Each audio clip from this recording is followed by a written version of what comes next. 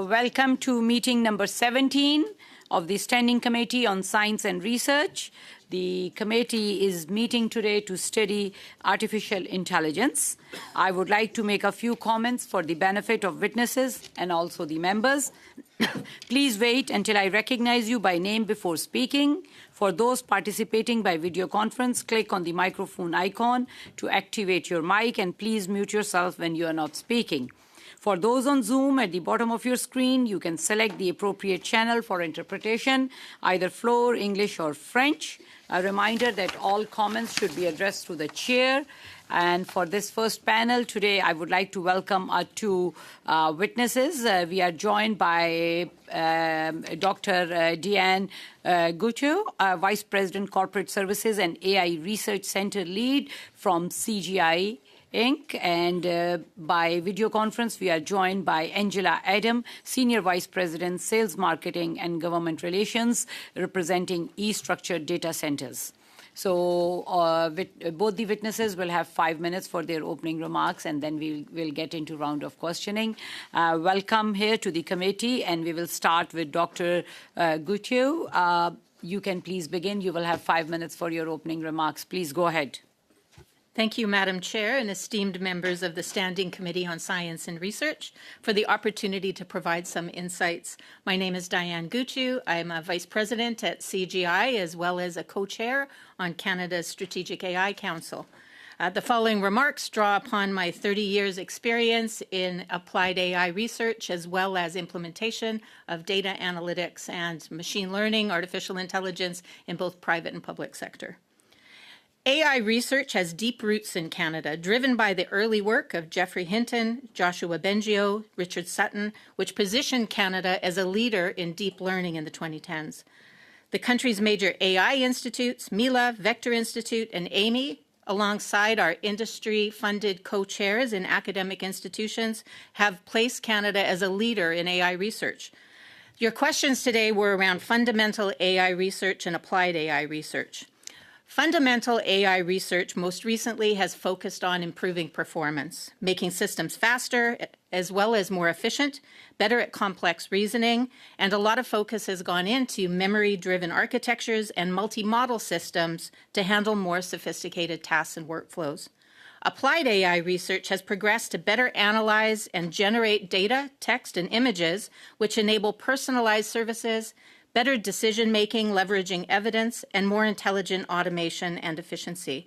An example of this would be CGI's digital triplets, which allow end users through natural language to interrogate data from performance data down to assets and molecular level data, which really is moving the mark on how we can leverage data to make decisions. Canada has a lot to be proud of in the areas of fundamental and applied AI research. Mila's Joshua Bengio and Canada's CFAR AI chair, Doina Precep, authored the first GFlow-NETs paper and approach for drug molecule discovery. Canada's Triumph and Perimeter Institute's quantum-assisted AI model combined deep learning with quantum computing to simulate particle collisions for CERN's Large Hadron Collider. And AMI's Richard Sutton won the 2024 Turing Award with Andrew Barto for conceptual and algorithmic foundations of reinforcement learning. At the same time of these successes, the path from research to commercialization needs strengthening. By focusing investment in high-value sectors and closing the gaps on the global AI ecosystem, Canada can move to lead in translating research into real-world impact. Research institutions face slow, rigid funding, limited data access, policy barriers to collaboration, and intense competition for talent. Canada must shift our culture from risk aversion to responsible innovation. Building public trust requires AI literacy, equitable access to tools, greater transparency in data use and protection, and an innovation culture grounded in security, fairness, sustainability, and reliability. Current funding models are slow, misaligned, unclear, making it difficult to scale promising ideas from research through to commercialization. Canada needs to invest in high potential innovations beyond early research, strengthen collaboration between academia, government, and industry to accelerate the development and create more opportunities for talent downstream. It's also important to ensure that our work permits, permanent residency pathways, student visa policies are aligned to attract and retain high quality talent. Your next question was on the role of the federal government. The federal government must play a central role in reducing risk aversion and building public trust, enabling adoption, as well as smooth pathways to success. To keep Canada research competitive and ethical, clear governance is needed that aligns with Canadian culture and is supported by AI literacy. Federal oversight, strategic investments, and supportive policies are vital to drive innovation and build trust in responsible AI. The federal government should also clarify the definition of sovereignty. We need to clearly define what it is we must absolutely protect, such as data, intellectual property, and our talent. What we're willing to give up if we collaborate, and for what benefit to Canada, and who we're willing to collaborate in which sector, which shares our culture and our ethical standards. Looking ahead, maximizing the value of innovation requires mechanisms to bridge research to market, ensure public benefit from data assets and investments, and protect our intellectual property, providing clear opportunities downstream for our talent in either academics, industry, or the public sector. The areas we need to focus, diffusion, and sharing requires stronger collaboration between academic, industry, and public sector. Commercialization and valorization, where industry investment is key to growth, but Canada must ensure that its IP and talent stay local as well as protect our data. The practical application of innovations will help streamline the transition from research to commercialization and can help solve real-world problems and marketable problems faster. Your final question was on protection of public assets. Public-private partnerships are critical, and we if need... you can please wind up in the next 10, 15 seconds. Yes. Are critical. We need clear benefit sharing rules to protect Canadian assets while attracting industry investment in Canada. Thank you very much. Thank you. And now we will proceed to our second witness, Ms. Adam. Ms. Adam, please go ahead. You will have 5 minutes for your opening remarks. Good morning, Chair and honorable members of the committee, and thank you for the invitation to appear today. It's a privilege to contribute to this important study on the future of artificial intelligence in Canada. As mentioned, my name is Angela Adam, and I serve as Senior VP at eStructure Data Centers. We're the largest Canadian-owned and operated data center platform. Our facilities host some of the country's most critical digital workloads, from financial institutions, telecom providers, AI research institutes, and hundreds of Canadian organizations that rely on secure, resilient, and sustainable infrastructure to operate and innovate every day. My comments today will focus on one central idea, as this is my area of expertise, digital infrastructure. Canada cannot lead in AI research, commercializations, or responsible deployment unless our research institutes and universities have priority access to sovereign, high-performance, and scalable digital infrastructure built and controlled here in Canada. This is a missing piece in our national AI architecture, and it is the foundation upon which every other ambition in this space must rest. AI has advanced faster than any other previous technology cycle. Models that require modest computing power only a few years ago now demand clusters measured in tens, sometimes hundreds of megawatts. Research teams across Canada, from Mila and Vector and universities, all say the same things. They cannot access enough high-performance compute to train and refine cutting-edge models in Canada. We know this because some of them are our own customers. And the results are predictable. Our best research is increasingly rely on foreign infrastructure. Promising research is delayed, fragmented, simply cannot be attempted. And opportunities for commercializations drift southward or overseas. Canada has extraordinary talent, but without sovereign compute and digital infrastructure, talent cannot translate into scalable innovation. Sovereign digital infrastructure means three things: control. Canadian entities govern physical infrastructure, data flows, supply chain, security protocols, proximity. Researchers access high-performance compute without latency or export restrictions, and scalability, infrastructure that grows with demand, not behind it. At eStructure, we see firsthand how quickly this requirement is accelerating. We operate 14 facilities across the country, with 2 others set to come online in fall 2026, which will be some of the largest AI-ready data centers in Canada. We're already working with leading researchers, private sectors, innovators, and government stakeholders who need secure and high density environments that are sustainable and built in a way that they can trust. Building this capability is entirely feasible in Canada. We have the power, the land, the engineering talent, and the climate advantages that other countries would envy. What we require is strategic alignment and predictable policy. One of the most important considerations for the committee is that research institutes cannot compete with global cloud providers for capacity. When a global AI company wants 50 or 100 megawatts of power for their workloads, they can move markets instantly. Universities cannot, neither can our research institutes. If we want Canadian research to stay competitive, we need to reserve a portion of sovereign AI ready capacity for research, universities, and public institutes, ensure that this capacity is built on Canadian soil and governed under Canadian jurisdiction, make it affordable and predictable over time, and design procurement and partnerships models that favor long-term national outcomes over short-term transactional decisions. The alternative is simple. Canada will continue to produce world-class ideas that must be built, trained, and commercialized elsewhere. Data centers are the backbone of responsible, scalable AI, and Canada is well positioned to lead. A responsible AI ecosystem requires responsible physical infrastructure. As I said, in Canada, we have abundant power, and a significant amount is clean and carbon neutral. We have strong privacy laws and an industry that is already regulated to the highest global standards of physical and cybersecurity.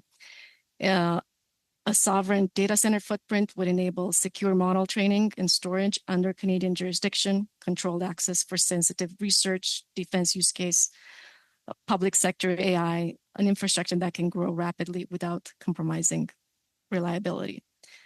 This is precisely the model that other nations, including the US, UK, France, Japan, are now scaling at speed, and Canada must do the same.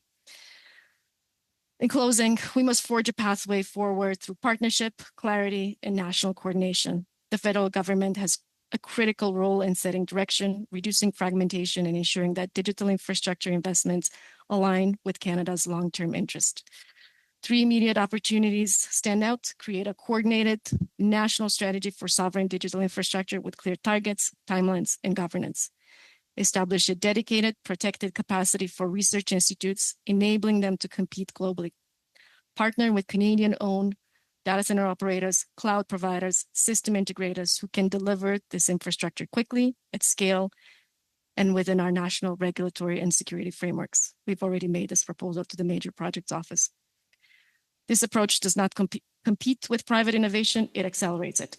If you can please wind up in the next few Canada seconds. built one of the strongest AI research communities in the world. We now need to give that community the infrastructure required to continue leading.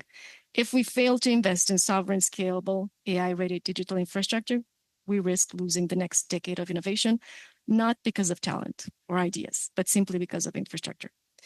Thank you again for the opportunity to appear before you today. Thank you to both our witnesses for their opening remarks. Now we will start our first round of questioning, and we will begin with MP Baldinelli for 6 minutes. Please go ahead.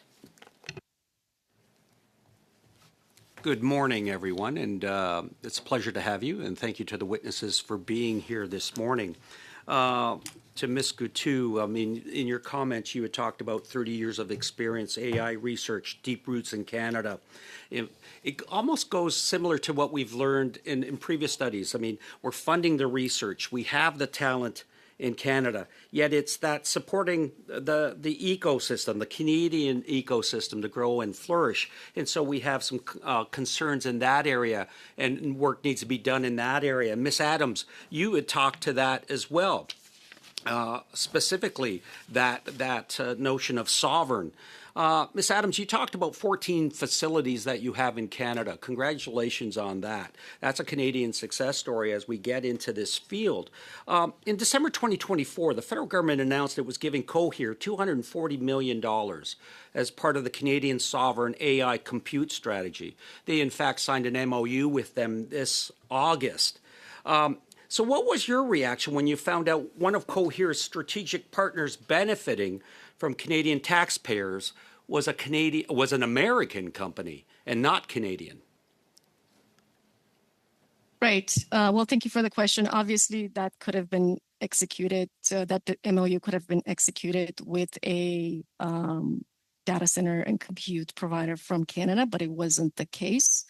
I think perhaps the government has learned from that and will continue to refine their approach and look at what it is available in Canada in terms of both digital infrastructure and system integration perspective. And when they do make this decision in support of AI development research, we'll look at the ecosystem as a whole and pick Canadian players that can bring more value to our nation. Yeah, I mean, particularly when you look at it, I mean, and we're talking about a Canadian sovereign AI compute strategy, and yet, you know, the $240 million was granted to Cohere. Their first action or move was to then hire an American company, I believe it's called CoWeave, to work with it. I'm not saying that's wrong, but I mean, again, if we're using Canadian sovereign strategy and fund, you would think that they would look to companies like eStructure, which has 14 facilities in Canada. So has eStructure received any funds from the Canadian sovereign AI compute strategy? If so, how much? No, not to date. So have you been consulted by the federal government in the development of the AI policy? We have been consulted on several occasions. We've had the opportunity to sit down with ISED and Minister Solomon, with Mark Sean as well. I can't really say how much of our feedback and expertise has been included in developing the A strategy, but we... And you're a member of the task force, and thank you for your participation in that. And when you look at the information that's posted online, I believe 11,000 people had submitted briefs to the government or taken part in the consultation program. 11,000, I mean, when you look at a population of 41 million people, do you think it's just an issue of Canadians not knowing that much about AI? Why the slow response, especially when the government talks about creating, this task force, and it's talking about sprinting to create a strategy, and yet only 11,000 people had responded. So is it a literacy issue? Yeah, thank you for your question. Yes, I believe that AI literacy is critical. It's not just a misunderstanding in what AI is, it's also a misunderstanding of what it is not. I believe that this was one of the highest public consultation responses, which goes to speak to Canadians feeding into the request for public consultations. However, I do think that we need to increase our AI literacy so that we have better trust and comfort in what the tools are able to do, and we level set that this is a tool, and it is a tool that is designed to assist us, and having more of a voice in how in our daily life, in our work lives, it's able to assist us as Canadians, I think is really critical. Now, quickly, you had talked about, again, I mean, when we looked at our previous studies, we're great at funding, we're great at the talent here in the country. It's at that ecosystem to bring it to the next step on the commercialization aspect. Like, for example, ChatGPT, OpenAI. I mean, it's like the private sector in the United States is moving forward in creating these systems and processes in place. So how is that we can facilitate that here in Canada without always having to rely on the government to do it? Yeah, and that's an excellent question. Thank you very much. So, Madam Chair, I would like to suggest that this is exactly why we need collaboration between academic, private sector, and public sector to be able to advance it. Canada has a lot of thought leadership that has initiated a lot of the technology and the foundation for the technologies that these private sector hyperscaler organizations are advancing. And I think we're at the cusp of an excellent opportunity. I don't think that being thoughtful in how we move forward has really set us behind. There are still a number of gaps in the AI ecosystem where Canada can thrive and become absolute leader in everything from green AI, sustainable models, quantum computing, as well as really focusing on some niche or more. Sorry for interrupting. Time is sorry. up for MP Baldinelli, and we will now proceed to MP Jessic for 6 minutes. Please go ahead. Thank you, Madam Chair, and thank you to both our witnesses for coming here today. Dr. Guttu, I recently visited Amy in Edmonton, and the presentation was done that we moved from researcher to learn about their individual initiative. I was somewhat struck that there doesn't seem to be any coordination amongst the various researchers in terms of bigger questions that needed to be answered that perhaps were priorities for Canada. Just as an example, there was a demonstration of an ultrasound wand that could be used in remote communities, not by physicians necessarily, but by nurses, allied health professionals, avoiding potentially transfer to a southern medical center and therefore saving, obviously, some money. How do you see, what is the coordination that's going on across Canada between all these individual researchers, and how do you see that best being brought together? What role could the federal government play in that? Thank you for your question. Curiosity-based research remains a critical area. I believe that organizations like Amy, Mila, the Vector Institute, and others foster the ability to bring these new innovations, and we need to have that curiosity-based research. Where we seem to have a gap is taking that individual research and then progressing it to tangible, practical. And that example you have is an excellent example of how there is a need and a problem that can be solved with research. As we continue to incubate these solutions that come from research, we need to focus on what's the problem we're trying to solve. How can we then bring the best of the industry thought leaders across Canada from the data infrastructure, from the AI compute capacity, as well as creating tangible solutions that have a benefit to society as well as are marketable. By bringing together clusters of industry thought leaders to be able to move these along, streamlining a lot of our great funding programs that are hard to access, hard to understand, are unclear to researchers, to startups, and streamlining, having a single pane of glass view to how can I take this idea quickly while it is still in innovation and move it to something that's a tangible benefit. I believe by having groups of sectors together, health, social sciences, manufacturing, robotics, oil and gas, energy, critical minerals, we'd be able to bring thought leaders across a spectrum that can take these curiosity-based research and move them forward, progress them into something that will benefit us in society as well as a revenue-generating marketable solution. As a physician, I know that you have particular expertise in the medical information sector. Could you just detail for us some of the most promising applications that you see for the use of AI to assist the medical and health professionals? Thank you for your question. Health has been leveraging machine learning, AI, and data for decades, my entire career. Everything from public health solutions, looking at how we can use data, not just to inform what may happen in the future in disease progression, in addiction, in opioid crisis, but being able to look at the data to see how can we get ahead of that? How can I make a change early in a cycle of addiction or homelessness so that somebody can have a better life and we can target the problem and be able to provide a solution sooner. Other areas where we really have moved the dial with artificial intelligence would be in diagnostic imaging.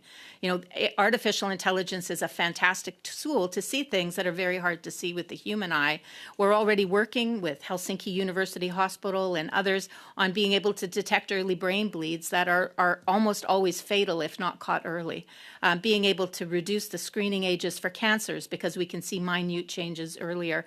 And as I mentioned, things like digital triplets where I can have a conversation with a large amount of data that's very hard, complex, expensive to be able to pull together. I now have the ability to be able to bring that information together with agentic AI, multimodal AI, and have a conversation with data to make better decisions and connect the dots and patterns. How much time do I have? 1 minute, 20 seconds. Okay. Again, Dr. Gutu, to you. You mentioned public trust. Recent reports have said that CRA, as an example, obviously a federal responsibility, that a number of the pieces of advice that have been given have actually been incorrect through the current system of call centers and so on. And CRA is looking to introduce AI. Isn't there a bit of a problem of garbage in ending up as garbage out in the introduction of AI? And how would you see the best way of avoiding that issue? You know, the advancements in research and where we've been focused on is increasing the reliability. So by taking the AI tools you see now and rather as a search engine, use it as a service, how can we focus it on knowledge retention, getting access to information very quickly, and using agentic models to test the quality of the answers before they're received? We're at a perfect time in our history where we have 25–40% of the population will be retiring in the next 10 years. These tools are a fantastic way of maintaining that knowledge and being able to serve us in service delivery so that the call center people will have access to all of that knowledge that is retiring and be able to get very quick answers to questions. But you're absolutely right. More research, more investment into quality solutions, reliability, transparency is going to help solve that over time so it becomes more reliable. Thank you. Time is up, and we will now proceed to MP Blanchet-Dionca for 6 minutes. Please go ahead. Merci, Madame la Présidente. Je salue les témoins qui sont avec nous Thank aujourd'hui. you, Chair. Greetings to the witnesses who have come here for the new study. Madam Guti, Quebec is well known for AI, and you mentioned this, and that it has a wide public, private, and industrial AI network, but public institutions are lagging behind in adoption. What's the problem? Is it a lack of leadership? Here, we have the network that's very wide in Quebec, but adoption is very limited. The question is related to the ability for the public sector to move forward quickly. You know, this is where we really need to move from a public sector culture of risk aversion. A lot of the limitation comes from the need to go through the rigor that we have. Public sector has an unprecedented responsibility to our citizens and to protect our data, to ensure that our infrastructures and our technology is supporting that protection. However, by being risk adverse, we are slowing down the ability to have the efficiencies and leverage the tools, adopt the tools in a way that they're providing meaningful efficiencies and changes. This is where I believe the AI strategy refresh will be able to provide better guidance so that we're able to move the dial forward and advance and take advantage of what the private sector is seeing as a huge efficiency gaining technology. As well, I know that there is a lot of pockets of public sector where there are different innovations, pilots, proofs of concepts underway, and we've seen through our own studies that the ability to move those into production has been slow. We need the infrastructure. We need the guidance and the guardrails to be able to use these technologies and move them forward.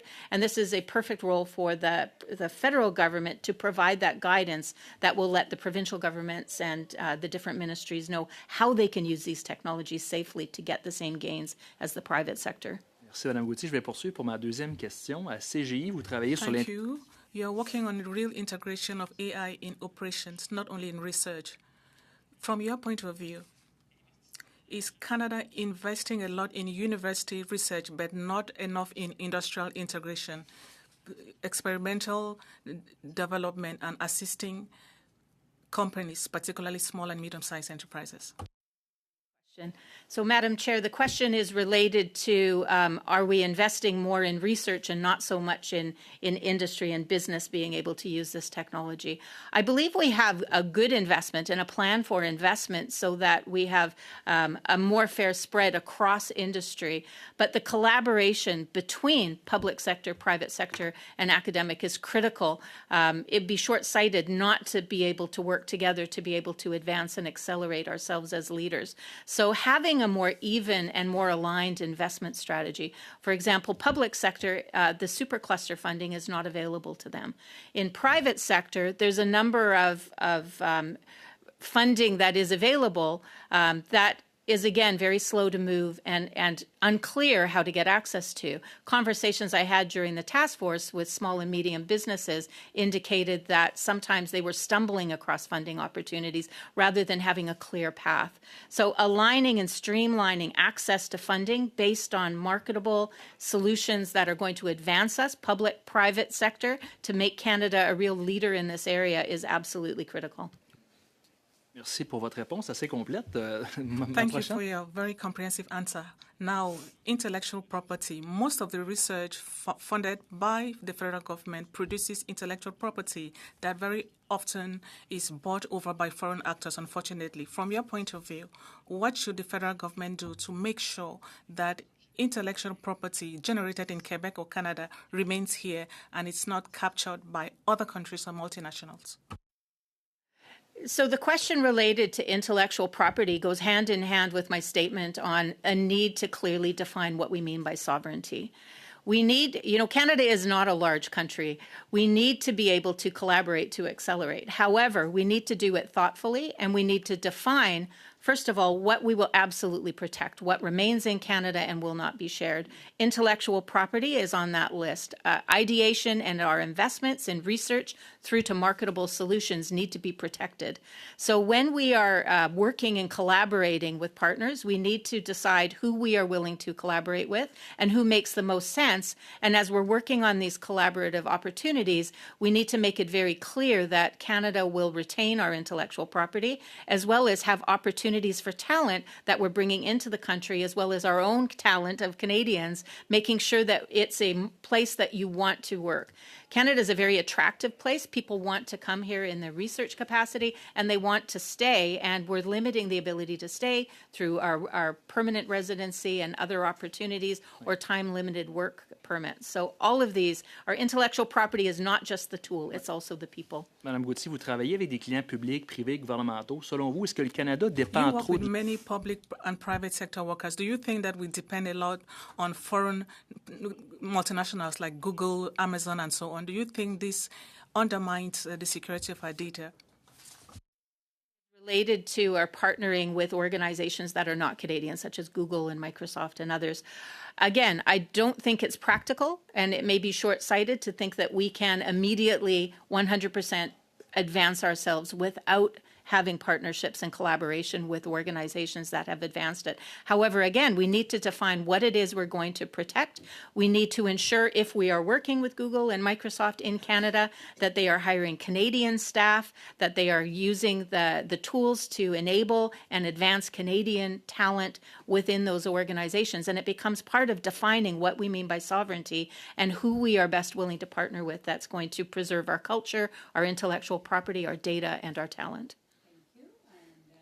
The first round comes to an end, and we will now start our second round of 5 minutes and 2.5 minutes with MPD Ritter.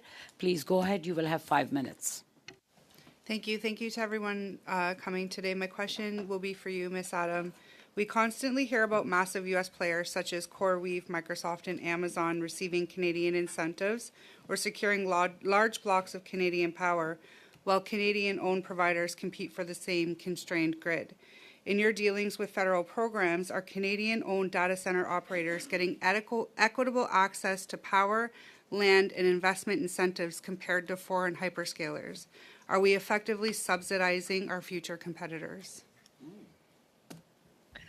Thank you for the question. I will say that, let me back up. The reality is that this hyperscale and large buyers that you mentioned are actually a critical part of our ecosystem, and you've heard it just a few seconds ago. They bring the scale, and they bring global standards and innovation velocity. Are we being treated fairly by our government in terms of our allocation and grants? I think the government is now starting to understand the scale of the Canadian players as compared to the international ones. And I think that so far we have been treated fairly. We just need to, as an industry, and to educate. We find that there's more and more need to educate our government and government agencies as to what is possible and available in Canada. What type of digital infrastructure can be made available by Canadian players from data centers such as us, cloud providers that compete with international cloud providers, hardware providers, and so on and so forth. And to answer your questions, we do feel like we were treated fairly. It's just incumbent on us to create more visibility with our government because our international counterparts have done so for much longer. So that being said, you say they're a critical part of our infrastructure. A lot of your customers are Canadian enterprises that they have to comply with PIP, EDA, PIPEDA, and other domestic laws. But our hyperscalers or foreign-owned facilities operate on Canadian soil, but they're subject to U.S. or other foreign jurisdiction laws like the U.S. Cloud Act. This is a real-world risk, creating protection to our health, financial, and government data.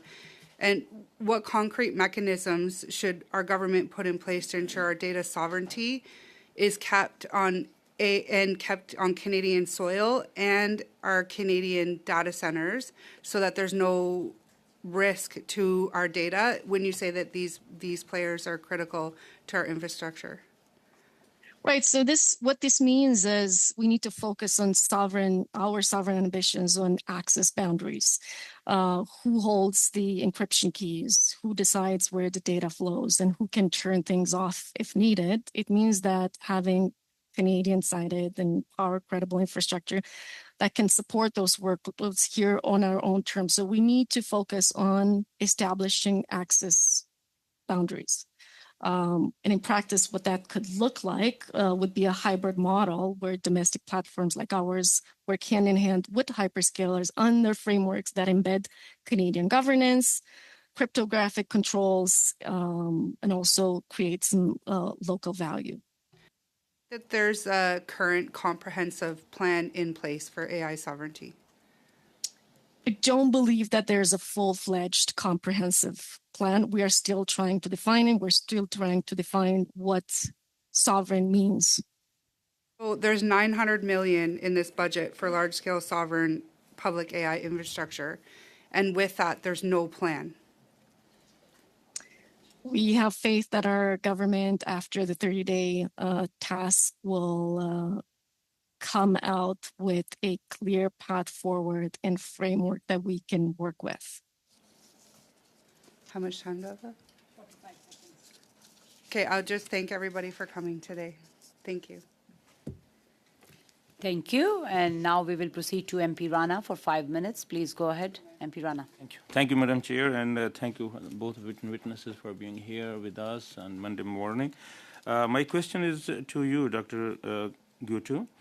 In 2017, Canada became the first nation to introduce a countrywide strategy for artificial intelligence. The Pan-Canadian AI strategy allocated $125 million in funding for the years 2021 and 2022 through 2025 to 2026 to support the growth of Canada's AI ecosystem. So could you please tell the committee more about this AI ecosystem? Thank you for your question. As I noted, the Pan-Canadian AI strategy that you mentioned was what initiated these think tanks across Canada, which really has placed us as a leader at the front end, where research is the anchor to innovation. It initiated MILA, AMI, and the Vector Institute, as well as CIFAR, which are some of the most world-renowned research and ideas that are coming out. What we also did, and if you think at the time that this AI strategy was developed, generative AI, agentic AI had not been publicized. It was very early days and it wasn't accessible. So at this point, the type of AI that we were talking about was closer to machine learning. It was very focused on data, and really we moved the dial in Canada in advancing generative AI and some of the technology we have now that is really showing some great value. So the initial strategy launched us forward. I think we're now at the opportunity with the refreshed strategy, which will be coming out very shortly, to be able now to take it and look at, okay, now that we're in a new world of AI with much more accessible tools, with clear areas for growth for Canada, as well as areas where we clearly need to define what our Canadian guardrails are for safe use. We're at a new point in being able to develop, and it's a very different time in the evolution of AI that the first strategy was enabled. And which Canadian industries, especially health, agricultural, energy, are seeing the strongest AI adoption, and which the weakest one? Yeah, I can only answer that from my own perspective and my own bias, Madam Chair. I believe that health, for example, has really shown some great advancements. And it's an industry that was quite comfortable in leveraging data for everything from epidemiology, clinical informatics, clinical decision support, expert systems, were all adopted in the late 70s and 80s. So it's an area where it's not new. And it was quite comfortable in leveraging data. It leans very heavily on research best practices, which have principles-based approach to how we protect data, how we ensure there's no bias, ensure transparency. And that was able to launch that forward. Not to say there's not excellent research happening in agriculture, in manufacturing, robotics, quantum energy, and quantum computing are all areas where there's a lot of advancements as well as the finance industry in looking at more precise predictions and models. So again, I'm speaking from my own knowledge. However, I do know that we have a very healthy ecosystem. Energy, oil, gas, critical minerals are all areas as well where we have invested and seen some great gains. And being a civil engineer, I want to know how this AI will change this civil engineering department, especially in design. And can you please elaborate about this? You know, the best advantage of AI, if we look at it very practical, is the ability to do more with less, and the ability to bring data and information into the hands of decision makers quicker. And all industries are going to benefit from that. If we look at civil engineering or any engineering, the ability to be able to make decisions so we have less downtime, so predictive maintenance models, so we have less downtime of assets, having more precise resource allocations, more personalized services to the public are all advancements that will affect that industry as well as others. We're also at a time that cross-sector, cross-industry collaboration is critical. I'm already seeing that work that we've done for decades in healthcare are helping oil and gas and utilities. So the models need to be shared, and I believe that's something in Canada that as we advance forward, we'll be able to do that so that we have reusable, effective models that provide value and have been tested. Thank you. And Ms. Adam, Canada's strong 2025 budget introduced new initiatives aimed at strengthening the country's AI capabilities. The budget will invest $925.6 million over next 5 years, beginning 2025-2026, to build a large-scale... Ivana, your time is up. Maybe you can complete the question, and then if in case you don't get the opportunity to reply, you can send in the answer in writing. Thank you, Madam Chair. So sovereign public AI infrastructure designed to expand domestic computing capacity for both public and private sector researchers. Given the budget, what kind of the government policies are the incentives would most accelerate the build out of AI-ready data centers in Canada? Thank you. We will, if you don't get an opportunity to ask the question in the next round, please, if I would request the witnesses if they want to respond in writing. And we will now proceed to MP Blanchet-Juncker for 2.5 minutes. Madame la Présidente, ma question pour Madame. Thank you, Chair. My question for Madame Adam. We learned that about 80% of digital data in Canada, from Canada is stored in infrastructure controlled by the U.S. companies. The Cloud Act allows the American government to access the data, even if it's located in Montreal or Toronto. Do you think that this undermines Canada's sovereignty? And how can corporations in Canada, like Easter Church, offer alternatives to protect our data as well as our intellectual property? Question. So you're asking if data hosted currently in large hyperscalers such as AWS compromises the sovereignty of our data. given that the Cloud Act can subpoena the cloud provider to retrieve data that is within their cloud. Yes, the answer is yes. However,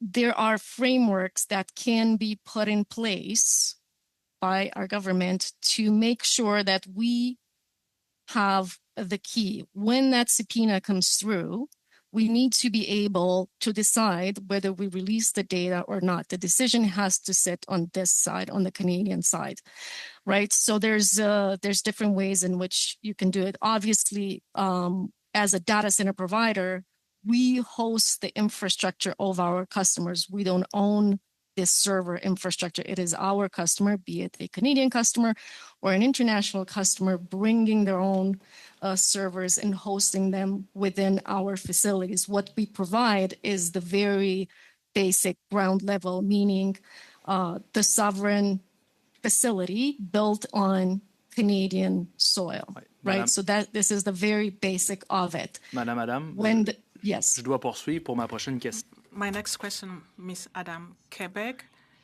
has clean, stable, and predictable energy, which is needed for in AI facilities. We have one that was set up by TELUS in my riding. Do you think that we could take advantage, do the same thing in Canada as TELUS did? We could be a place where renewable energy is abundant like Quebec. Right direction. AI models are power hungry, and they're becoming more and more power hungry as technology advances. We used to talk about, racks that consume 5 kilowatts as a high density rack by the end of 2012. As 2027, we're supposed to see server racks that consume up to 600 kilowatts. We need clean, renewable power to be able to power these intensive workloads, and there's no better power than renewable hydropower. Time is up for MP La Blanche présidente. Juncker. Oui, juste demander à Madame You Adam can si... please come in the second round. Exact. Yeah. Juste lui demander, j'ai plus de temps moi après, juste lui demander par I exemple just si... want to ask if she has any further information to add, she could send it to us in writing. Now we will proceed to MP Hu for 5 minutes. Please go ahead. Thank you, Madam Chair. My first round of questions is for Ms. Adam. So earlier this year, the federal government announced their support for the AI industry through the AI Compute Fund. And of course, the very first check that the government wrote, they decided to write a $240 million grant to Cohere, a Canada-based AI company. Now, there's nothing wrong with supporting a Canada-headquartered business, but all of that $240 million of taxpayer money was given to CoreWeave, a US-based company, to help build out their compute. Do you see an issue with that when there are Canadian data center operators who are ready for the challenge? Thank you for the question. So I think he was asked a little bit differently a bit earlier. Do I see an issue with it? I think, like I mentioned before, that was the first iteration and the first grant that was provided. I think there's a lot to learn from that. I don't know how much visibility we had at that point as to what that looks like, the build out looks like between CoreWeave and Cohere. I don't know if we saw down the line where the funds are going, but is there a better alternative? Of course, there are many Canadian data center operators that can build the same or better level of digital infrastructure as a CoreWeave or any other global player would do. We just need to be informed, right? Well, that's very troubling. And what's even more troubling is that we found out later that there were no strings attached to the $240 million that was effectively shipped out to a U.S. company. At a time when the federal government is going on with this buy Canadian rhetoric, it doesn't seem to be living up to its standards. So my second question is, NVIDIA, which is a large U.S. firm, has backed Cohere, a Canadian AI company, in more than one round of funding in its financing rounds, which ironically, as we talked about earlier, Cohere is a customer of CoreWeave, which is a US-based company. So CoreWeave, which is also backed by NVIDIA, buys chips from NVIDIA, and then Cohere, which is also backed by NVIDIA, purchases compute from CoreWeave, which is again backed by NVIDIA. So it seems like the money is just moving around if you follow the paper trail. And all the roads seem to lead back to NVIDIA, a US-based company. Do you see an issue with that, or is there a bubble that's brewing? I don't think I am able to comment on that questions, but I do think that these types of structured deals are very, very prevalent in the AI industry. Okay, so I cannot make a comment on the your question regarding a bubble. So my next set of questions for Ms. Goutu. So you're a member of the AI Strategy Task Force, and given that the government has announced over $1 billion in funding in the 2025 budget, and it hasn't even defined the term sovereignty adequately, are there any guardrails to that $1 billion to make sure that it doesn't go to multinational companies, like, end up being, money that's being shipped out to subsidiaries of NVIDIA and just moving it around between companies? Thank you for your question. I believe that would probably be a question for the minister rather than for myself. However, I do know that there's recommendations, as we've discussed here today, on this is exactly why we need to define what we mean by sovereignty. And we need to define, if we're going to collaborate, what the benefit is to Canada. And that should be part of how we build out our ecosystem. In order to accelerate very quickly, there is a need to partner. There is no question that we need to collaborate, but we need to do it to our benefit. And as you say, we need to do it with guardrails. So you do agree that there should be some guardrails then, if, as a member of the committee, that guardrails are important, and the Liberal government has to learn from its failures. I can't comment on the past actions of the Liberal government, and as I say, that would be a question for the minister. However, I know that there have been conversations in part of the consultation of the task force in clearly defining what we mean by sovereignty, clearly protecting what needs to be protected, and making sure, as we define who we collaborate with, that we understand what the benefit is to Canada in doing that. Thank you, that is all. We will now proceed to MP Jessic for 5 minutes. Please go ahead. Thank you, Madam Chair. Ms. Adams, I would like to understand a little bit more about eStructure Data Centers Incorporated, for whom you are the Senior Vice President, particularly your business model. I understand you're a Canadian-owned data center provider. You have facilities in many centers across Canada. You serve nearly 1,000 clients with a focus on enabling enterprise applications and supporting the digital economy. Could you describe in any way why individuals, these clients, come to you as opposed to going perhaps to a college that might have an applied research focus or a university? Are these people who have perhaps exhausted other options and they come to you? So thank you for the question. Just let me clarify our business model. We are a co-location data center provider, which means we build facilities and we rent out space, power, and cooling, meaning the customers who already have their gear, their network appliances, their servers, they come and they install them in our data centers. We do not touch their infrastructure. We don't own it. We don't have the right to see what is on it. So generally, these customers are customers who, again, own their infrastructure, and they're choosing between hosting it on site in their own premise or bringing it to a co-location data center such as us, where we can guarantee uptime and security 24/7, so they don't have to worry about losing power and then losing the data on their servers, or not having their IT manager in the office when something happens. We take care of all of it, making sure that we give these companies 100% uptime. Our customers would not generally be ones that would be tapping into resources from a research institute or university, because they will own their own compute and their workload would sit on their own gear. So you don't in any way sort of vet these clients as to what their research focus is. You simply provide the premises. Is that correct? Correct. We don't necessarily look, obviously we have a established know your customer process where we don't really allow everybody and anybody to enter our facilities. We need to understand their business. But at the same time, no, we don't look so far deep into the type of technology that they are working on or they're researching. Thank you. Dr. Guttu,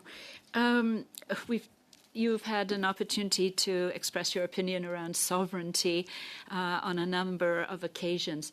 If you could give your best advice, what would sovereignty for AI look like from your perspective?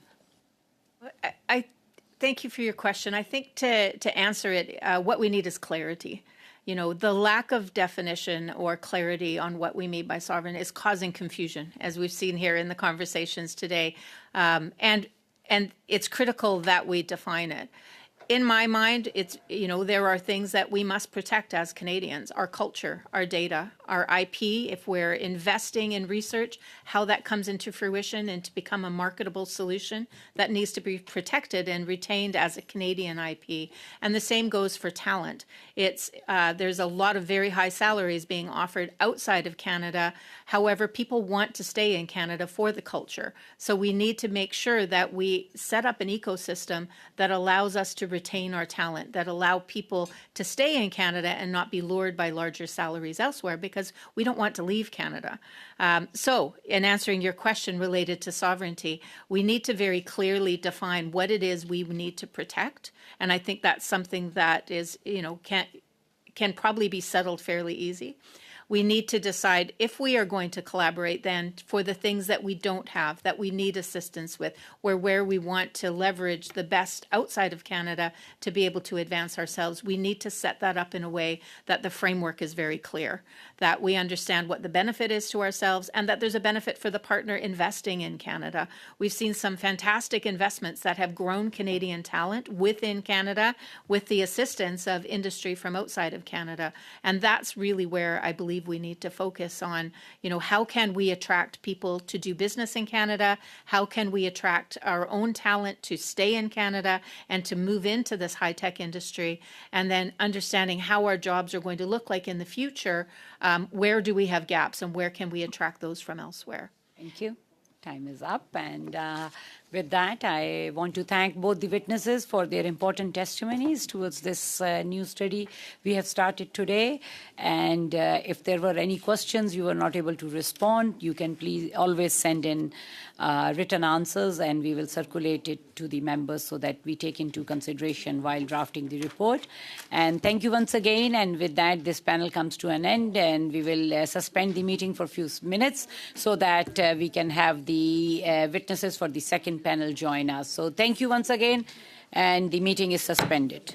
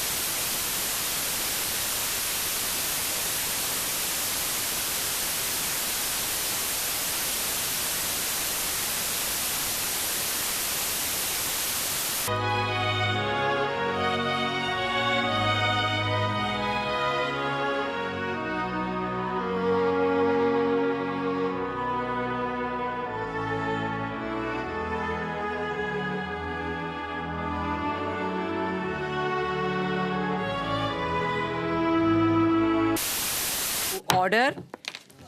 I would like to make a few comments for the benefit of the new witnesses. Please wait until I recognize you by name before speaking. For those participating by video conference, click on the microphone icon to activate your mic, and please mute yourself when you are not speaking. For those on Zoom, at the bottom of your screen, you can make the selection for the appropriate channel, either Floor, English, or French. A reminder that all comments should be addressed to the chair. And for this second panel, I would like to welcome our three witnesses. Today, we are joined by Professor Eric Kolasik, Professor Computational and Data Systems Institute, McGill University, and he has joined us by video conference. We are also joined by Mr. Francois Lebonti, Chief Executive Officer from Computer Research Institute of Montreal. He's here in person. And our third witness for today is Mr. Hugo Larochelle, Scientific Director representing Mila Quebec Artificial Intelligence Institute, and he's joined by video conference. I would like to welcome all the three witnesses. All of you will have 5 minutes for your opening remarks, and then we will proceed to the round of questioning. We will start with Professor Eric Kolasik. Please go ahead. You will have 5 minutes for your opening remarks. Thank you very much. Good afternoon, members of the committee. Thank you for the opportunity to speak with you. My name is Eric Kolasik. I'm a professor of mathematics and statistics at McGill University, and I'm the founding director of McGill's Computational and Data Systems Institute, known as CDSI. I was previously the director of a similar institute in the U.S., and in building and maintaining these institutes, I have come to believe strongly in their important role in connecting, complementing, and amplifying the investments that universities and governments make in research and education around artificial intelligence.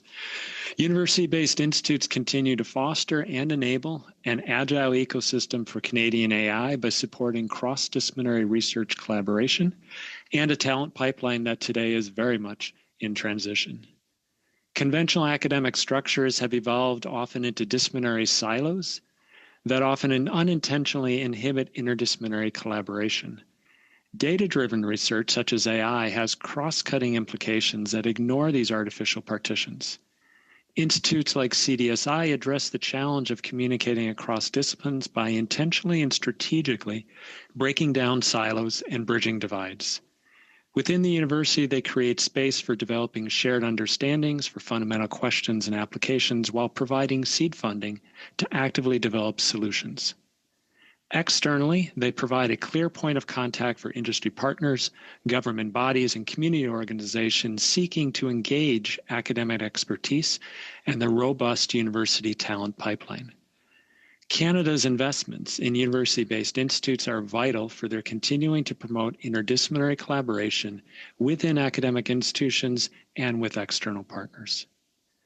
There is a growing need for tools and training that support responsible engagement, necessitating that researchers and subject matter experts from outside conventional AI-related disciplines engage fruitfully with those within. Currently, Canada's ability to develop such socially responsible and context-aware solutions is limited. Institutes bridge this gap by providing training programs and facilitating partnerships that make data, computing, and systems accessible to students and researchers, regardless of discipline. Investing in such programs is essential for democratizing AI research and resources, which will then lead to equitable outcomes in AI adoption in the broader society. Additionally, translating fundamental research into real-world contexts is an ongoing challenge at the research policy interface. Decision-making requires clear, credible insights from academia to inform everyday questions around AI adoption. Yet, even when exceptional research occurs, it often remains confined within its academic boundaries. Institutes serve as translators between multiple sectors, by supporting university research alignment with national priorities and industry demands, all while helping policymakers identify and then navigate complex applications. Institutes establish and maintain channels for regular dialogue that reinforce knowledge exchange between Canada's AI expertise across sectors. And finally, Canadian researchers make important advancements that are dependent on increased visibility to provide broader impact. Across Canada, researchers produce exceptional work, but the limited infrastructure available to support knowledge translation and mobilization can impede its adoption into decision-making processes. Institutes amplify and champion the university's voice by representing Canadian scholarship on local, national, and global stages. They make sure that Canada's investments in AI are producing cutting-edge technology while contributing to thoughtful, inclusive dialogue about the role of AI in society. Sustained support for institutes is essential for ensuring that publicly funded research is informed by and contributes to public dialogue and policy development. Empowering institutes like CDSI that bridge disciplines, lower barriers to access, and amplify research results for greater impact is fundamental to Canada's position at the cutting edge of AI. It is imperative that Canada's robust AI research community remains a trusted partner to maintain the country's position as a global leader in responsible and open artificial intelligence. Thank you for your time. Thank you. And we will now proceed to Mr. Labonte. Please go ahead. You will have 5 minutes for your opening remarks. Madame la Présidente. Madam Chair, members of the committee, my name is Francois Labonte. I'm here today on behalf of the Computer Research Institute, Montreal, CRIM. Let me start by presenting innovation and artificial intelligence. I'll start with the recent report by the Council of Canadian Academics of November 18, 2025, which notes the steady deterioration of Canada's innovation performance to the point where maintaining our quality of life is being questioned. Rapid and accelerated adoption of AI by our businesses is identified as a promising lead for addressing the situation. Innovation here means the conversion of scientific and technological advances into socioeconomic value. Innovation is not synonymous with novelty.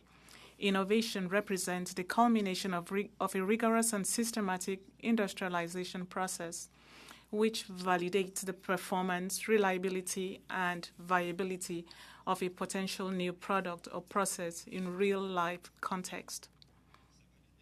This aspect of industrialization is poorly understood in Canada, and its crucial importance is underestimated. Industrialization is a profession in itself, requiring distinct approaches, skills, and resources. CRIM is a not-for-profit organization that has been making a significant contribution to Quebec's research and innovation ecosystem for 40 years. Since its creation, CRIM has distinguished itself because of its expertise in artificial intelligence. At CRIM's inception, academic and industrial players identified a need to create a neutral player to bridge their two worlds, one dedicated to industrialization. Industrialization is mainly based on experimental development activities. That is the performance of systematic work, drawing on knowledge acquired through research and practical experience, and producing additional knowledge aimed at producing new products or processes or improving existing ones. CRIM is a research and technology type organization, RTO, a category of player widespread in Europe and other industrialized countries, with a large proportion of its activities dedicated to industrialization through experimental development. A recent study by the European RTO Association, EARTO, shows that the world's most innovative countries devote a much higher portion of their public investment in research, development, and innovation, RDI, to experimental development. If Canadian companies are to adopt AI on a massive scale, their experimental development activities will have to be significantly enhanced. Our tax system, which is designed to support experimental development and is one of the most generous in the world, simply doesn't meet this objective due to its complexity, restrictive criteria, and unpredictability, among other factors. We need to better support and enhance the actions of players like CRIM, AI practitioners who are made available to companies to contribute to their AI projects and transfer the knowledge and practical experience accumulated over time to enable them to accelerate the adoption of AI.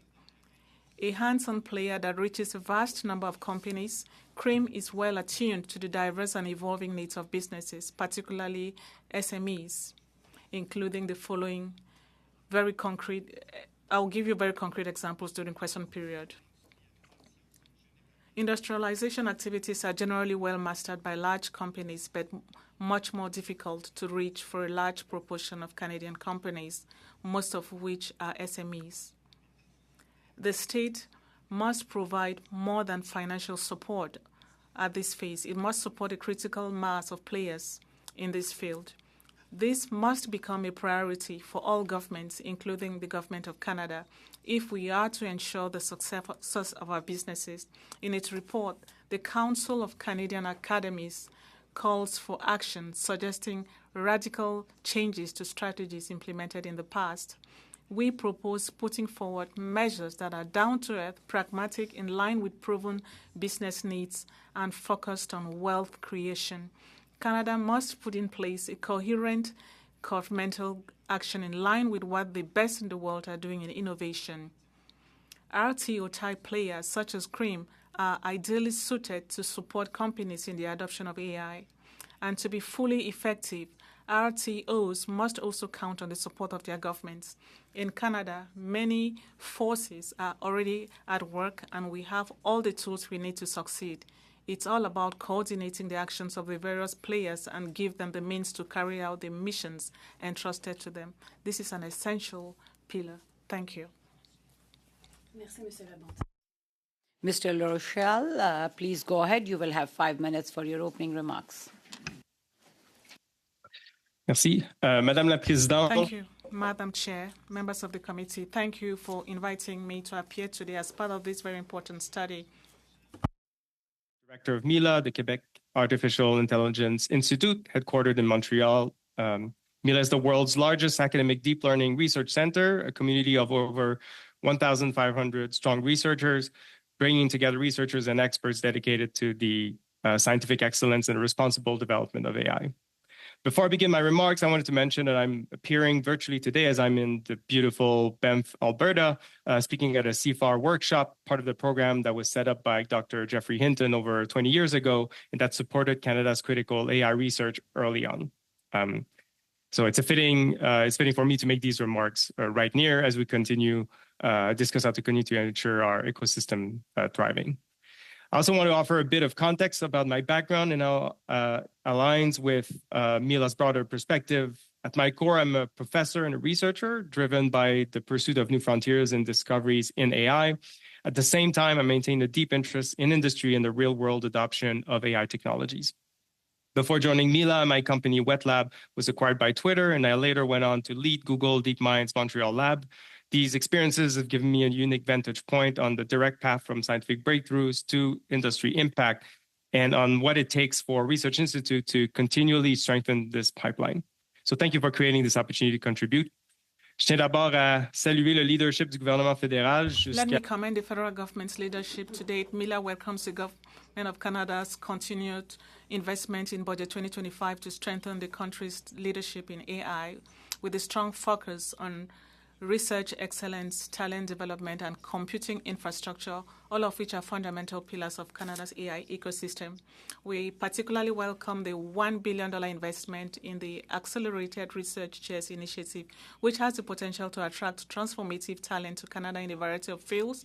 We also appreciate the government's recognition of the gaps in funding for startups, which remains a major issue for AI startups and innovation in general. These investments demonstrate that this government understands that AI is not an isolated sector, but a rapidly emerging foundation for our future prosperity and security. However, I'm here to discuss what's necessary to turn these investments into sustainable AI sovereignty. The global context has changed dramatically. We are no longer simply developing our capabilities. We are engaged in an extremely competitive global race. Discoveries benefit Canada, we must act quickly on two main fronts. First, we must secure our talent immediately. Canada's early global lead in AI was built on the Canada CFAR AI Chairs program. It allowed us to repatriate top minds and retain rising stars, but that advantage is currently at risk. We are witnessing an unprecedented global war for talent, tech giants offering recruitment packages valued in the hundreds of millions. Nations like US, France, and the UAE are aggressively deploying sovereign funds to poach our best minds. The current funding cycle for the specific AI chairs program sunsets in 2026. In the academic world, recruitment and retention decisions are made 9 to 12 months in advance. That means our top researchers are deciding right now whether their future is in Montreal and Edmonton or San Francisco or Paris. While the government seems dedicated to renewing these chairs, time is of the essence. We therefore strongly urge the government to commit to the long-term renewal and expansion of the AI chairs program as soon as possible. We need to send a signal to the world that Canada is a permanent home for top AI talent. Second, we need to evolve how we fund research for increased strategic impact. While the chairs program supports individual brilliance, we must introduce a complementary layer of funding, directed research funding for labs and teams separate from individual chairs. Currently, our funding models favor individual curiosity-driven research. This is vital, but it's not enough to solve massive complex problems. We need the agility to mobilize directed teams, groups of researchers focused on specific mission-oriented goals.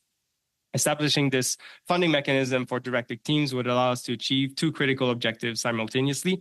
First, creating conditions to work on root node breakthroughs. We need to mobilize teams through foundational challenges whose resolution generates cascading effects across entire domains. An example of that would be DeepMind's AlphaFold, which has led to unlocking a lot of opportunities for pharmaceutical discovery. And second, I think we need to align research with national priorities. Crucially, such mechanism would allow the government to direct research power towards Canadian challenges. Canada has laid the foundation. We built the ecosystem the rest of the world is still trying to copy, but the window to maintain and capitalize on that advantage is quickly closing.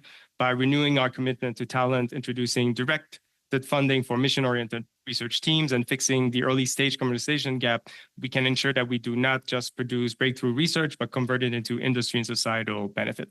Thank you, and I look forward to your questions.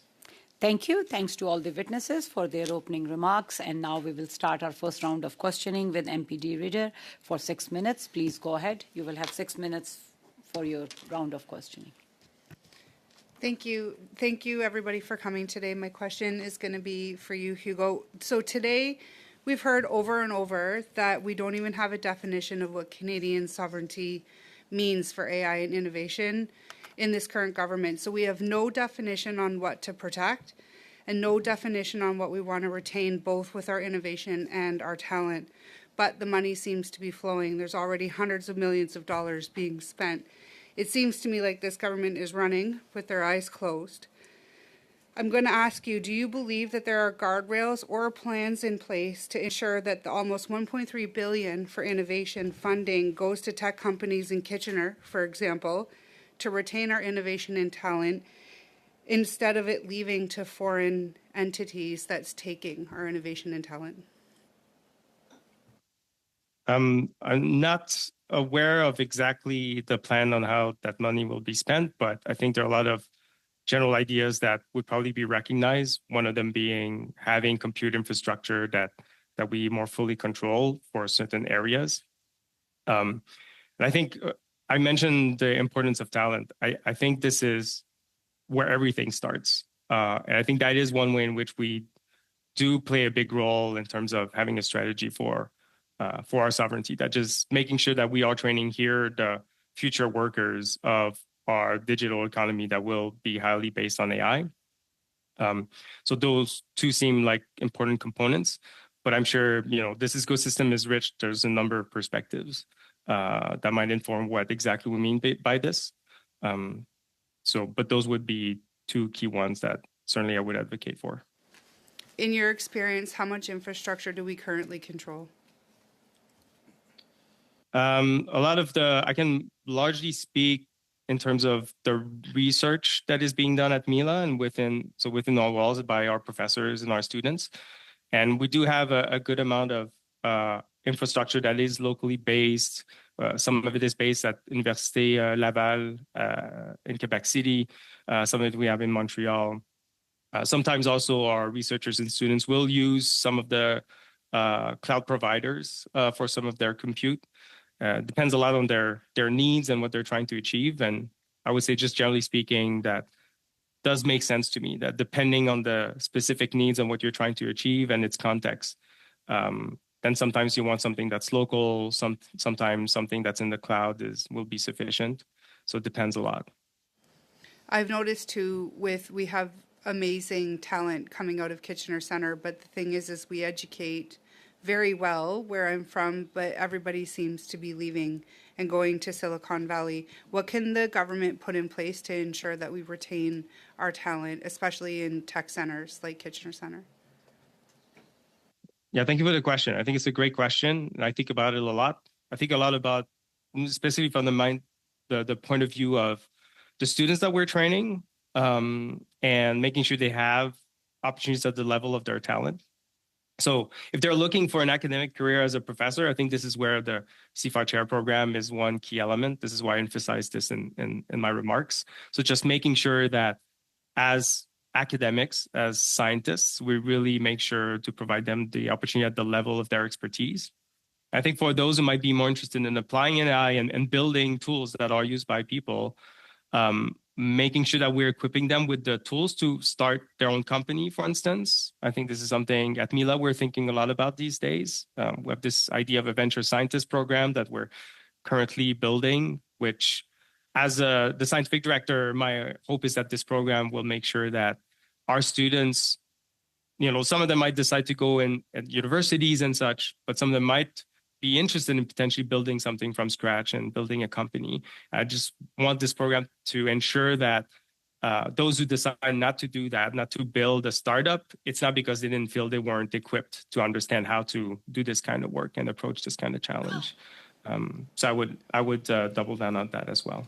I agree with supporting startups. We do a very good job at incubating in Kitchener Center, but commercialization doesn't happen here in Canada. We don't have an environment where venture capitalists want to invest in Canada. We have too high of tax, regulatory burdens are too high. So although I agree with having the incubation for these startups, what can this government do better to make sure that they also can commercialize and stay here in Canada and again, not leave? Mm-hmm. I'll speak from perhaps some of the conversations I've had, also including with local investors. I think one thing I've heard a number of times was access to pre-seed and seed funding as being something that was potentially lacking. I've heard this is not something I've experienced myself, but I've heard in our community. I know there's some of that in the budget, which I think is a good step. Yeah, I think there's money for pre-seed and seed, but it's where you get into B and C funding that the venture capitalists, it's too risk averse here in Canada. So I'm just going to ask again, what do you think the government could do to make it a better environment for when they go to commercialization, which is B and C funding, to make it a better environment for capitalists to want to actually invest here in Canada? I could maybe speculate, but because I'm not a venture VC, I can't speak directly to that experience. I'm familiar with Radical Ventures in Toronto, for instance, which has a lot of success. I feel like I don't have a fully informed perspective on that. Time is up for Ms. MP DeRidder. Now we will proceed to MP McKelvey for 5 minutes. Please go ahead. Thank you, Madam Chair. My first question is for Professor Kalachik. You mentioned, I think it was you that mentioned that you had come from the U.S., correct? Okay, so in our budget, we have funding for recruitment of top international researchers. So I'm just wondering, what should we be looking for? What might be the challenges we face as we try to do this in the space of AI? And are there gaps that we want to be attracting for AI, for example? It is 6 minutes. Sorry, I said 5 minutes. Okay, thank you for the question. Yes, I come from the U.S., ma femme est québécoise, so it's been a pleasure that we moved 3 years ago to Montreal, but I've spent 30 years of my career prior in the U.S., much of it in the Boston area. The U.S. is a highly competitive ecosystem in and of itself. I think we have a few advantages from the Canadian perspective. One, I find that the interaction, the collaboration that is here is actually much greater than it is in the U.S. I think it's much more of dog eat dog in the U.S. And it's been a delight to come here and find that for the most part, you roll up your sleeves, you have people next to you with their sleeves rolled up as well. I think particularly in the last 6 months, in the academic environment, things have become rather fraught, rather tense. There's a lot of uncertainty. There's a lot of concern, particularly when you're talking about concepts like EDI. And a lot of that is where the AI and society interface are now working, is at that forefront of responsible AI. So I think there is really a moment of opportunity for recruitment to flow much more in Canada's advantage than it may have even up to, say, 6 months ago. And I know there are certainly efforts being made at university levels. I think the more that the governments at both provincial and federal levels can help accentuate that and help support that, the better that we will do on attracting the AI talent. Thank you. My next question, Dr. La Rochelle, and it's fitting that you're at a CFAR meeting right now. And CFAR does connect the best Canadian minds with the best minds internationally. So what do you see as our potential for attraction of great minds in AI? Are there particular gaps that we should be looking to fill?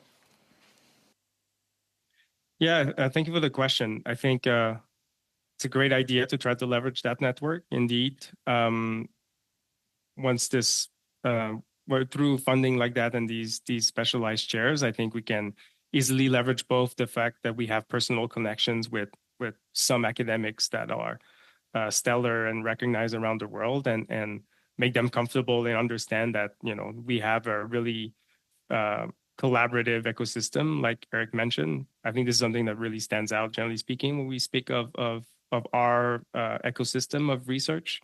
And I guess I would add CFAR has been involved also, obviously through the ICFAR chair, which has meant having some of our professors training PhD students, who some of them might have left. I think going through our network of alumni is also a potential win, which we might be able to attract.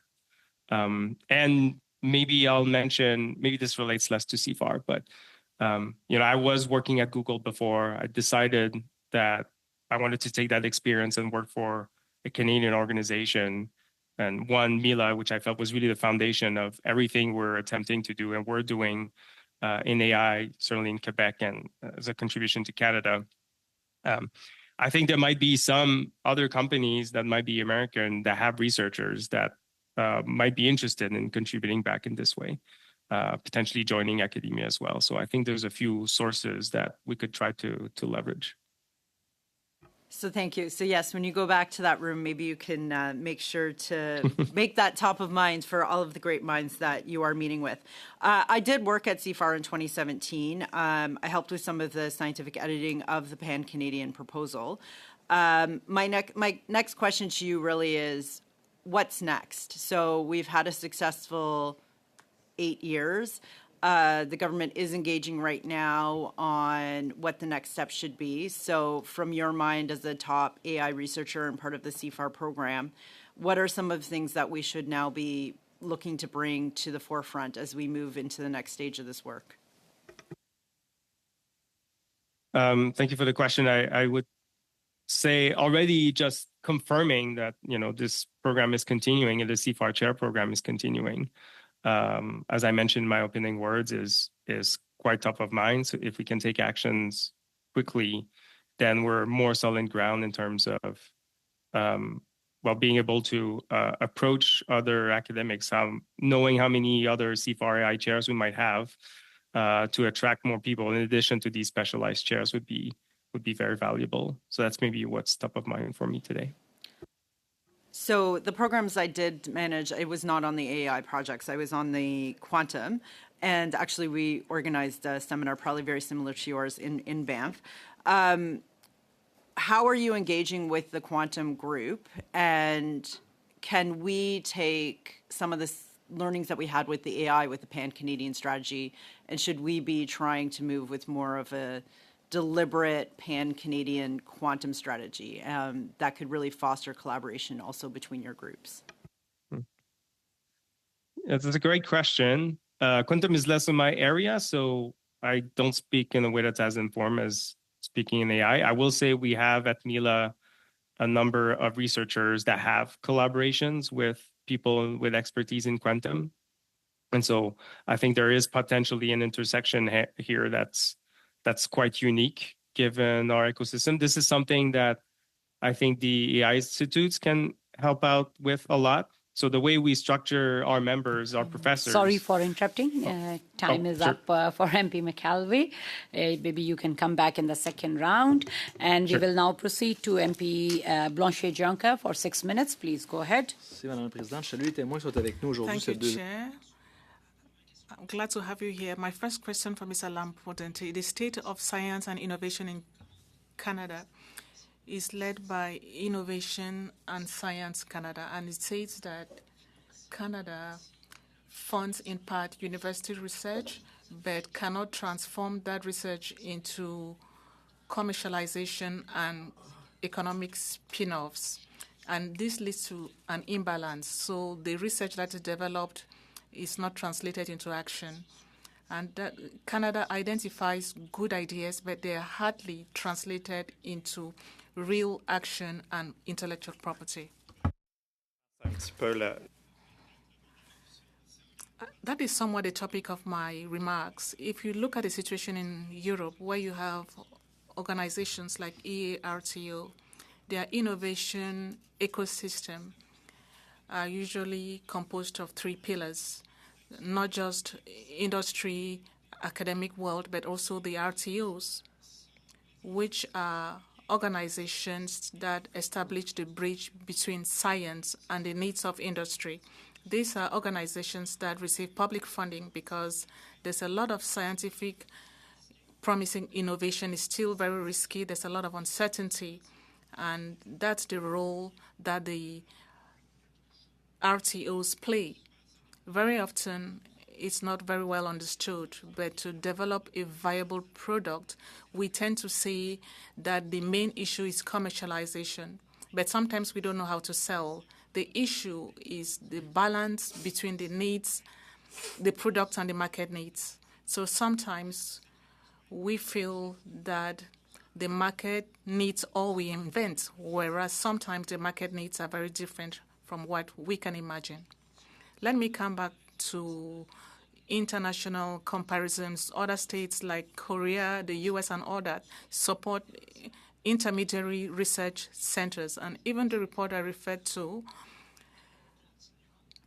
it's referred to as indispensable for productivity. So in your opinion, why has Canada never come up with such a network? In Quebec, for 40 years, we have the Montreal Computer Center, the CCTT, other technology transfer centers. So how have we never been able to do that in Canada? If we take the CRIM, there are other actors in Quebec, the National Optic Institute that works on quantum computing and on rare critical minerals as well, FP Innovation. These are players that have existed for 30 or 40 years, and they have been working hard. But whether they are recognized as a class of actors or not, that is something else. My job, that's what we've been doing for years. We're trying to make that role to be understood. But these are actors that have existed for a long time. But if programs and modalities are adjusted, they could have a greater impact. Mr. Labonte, still in the same report, it said that federal policies do not really sustainably support what we need. You mentioned some actors in Quebec. There's also Acerlis. They play an essential role between research and industry. They came here a few weeks ago, and they spoke with a lot of pride. They have a 90% transfer rate, and that's great. How can they operate? I wonder how they can operate and obtain such results. Such initiatives like Acerlis, are there an essential part of what is missing in Canada? Well, before I went to CREAM, I also spent 5 years at the Innovation Center in McGill, so I understand very well the role of the transfer of technology. It is essential, but the route to commercialization is very risky because at this phase, there are all the risks involved: production, reliability, robustness, and all that. Transfer or not to transfer, that is simply one indicator. But we need inventions that go through the entire cycle from the universities right to a reliable product that produces income. There are many other indicators we need to look into. Now, you talked about profitability.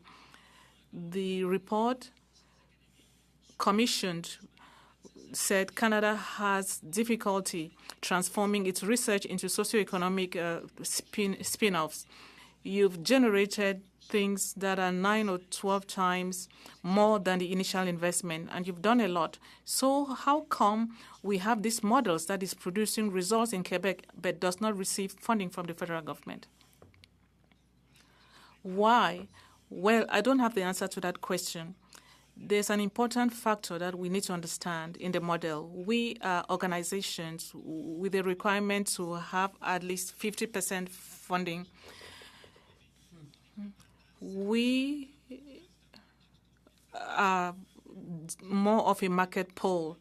A lot of our funding must come through industries, so we are close to the market needs. But we cannot anticipate as the academic world does. As a result, we contribute through our expertise with our understanding of what is going on. With that, now we will start our second round of questioning, and we will begin that with MP Mahal for 5 minutes. MP Mahal, please go ahead. You will have 5 minutes. Thank you, Madam Chair. I would want to start with Professor Kolczak. This is the second round of questioning, and we had our first round of questioning where we had 2 witnesses that extensively talk about the need of infrastructure, ecosystem, sovereignty on AI research and its retention in Canada. It's not that we are in a political instability or that we have a government that is in power from last 10 years and now heading into their 11th year. They are spending millions and millions of dollars when it comes to bureaucracy or when it comes to even funding under the name of AI. We just heard from previous witness that they have given over $250 million and signed a MOU with the US-based firm, while the purpose of that, those funding was to enhance the SMEIs in Canada. And in your testimony, you talk about that the collaboration in Canada is higher as compared to US and other models. So I think what is lacking in your opinion that if we have higher collaboration as compared to other jurisdictions, why are we not able to commercialize on AI or on IP despite those higher level of collaborations? That's a great question. Thank you very much for that. That covers a lot of ground and a lot of time. I've only been here 3 years. I don't go back to 10 years, so I'm going to try and comment within where I feel I have some experience. The collaborations I was referring to was particularly at the academic level. The inclination to collaborate across institutions, both within the city of Montreal, for example, and also across the country, I think is something that is built into many of the funding calls that I've seen here in a way that I felt certainly is not unheard of in the U.S., but is less common. So that was the collaboration that I was referring to. The challenges regarding the flow of funds that you were talking about earlier, I feel I'm on the edge of where I can comment with any expertise, but it does seem to me that there may be a catch-up game that needs to be played here, in the sense that the U.S. has been developing their infrastructure, their relationships and whatnot. It is, although Canada has been involved for the 10 years that you said, it may be that with the shifting landscapes, one needs to rethink sort of how those flow. And yet at the same time, these things can't be spun on a dime. The amount of infrastructure that the Googles, the AWSs, and whatever has, that's fairly substantial. I think the important thing is to be talking about it, which we're doing here, obviously, and beginning to think about how it might be actioned. Thank you. If I can go to Professor, I'm not sure if I can pronounce that, Lorche? Close enough. Close enough. Shell. Yeah. Professor Lorche, you are saying that you worked with Google and other MNCs, and now you chose to come back to Canada and work for the local, to promote that sovereignty that we are talking about in the past session and this hour.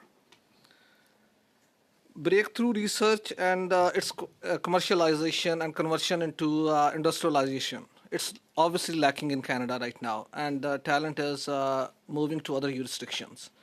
So how can we better on that? How can we do better on it? How can we make sure that all the Canadian wealth that is spent on research is actually converted into commercialization in Canada and stays in Canada?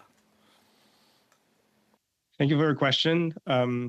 Also, maybe I'll clarify that I've been in Montreal in the past 8 years. So when I was at Google, it was to open a team and a lab here, something I thought was really important to create opportunities for Canadians here. But then, recently I moved to scientific director at Mila 3 months ago.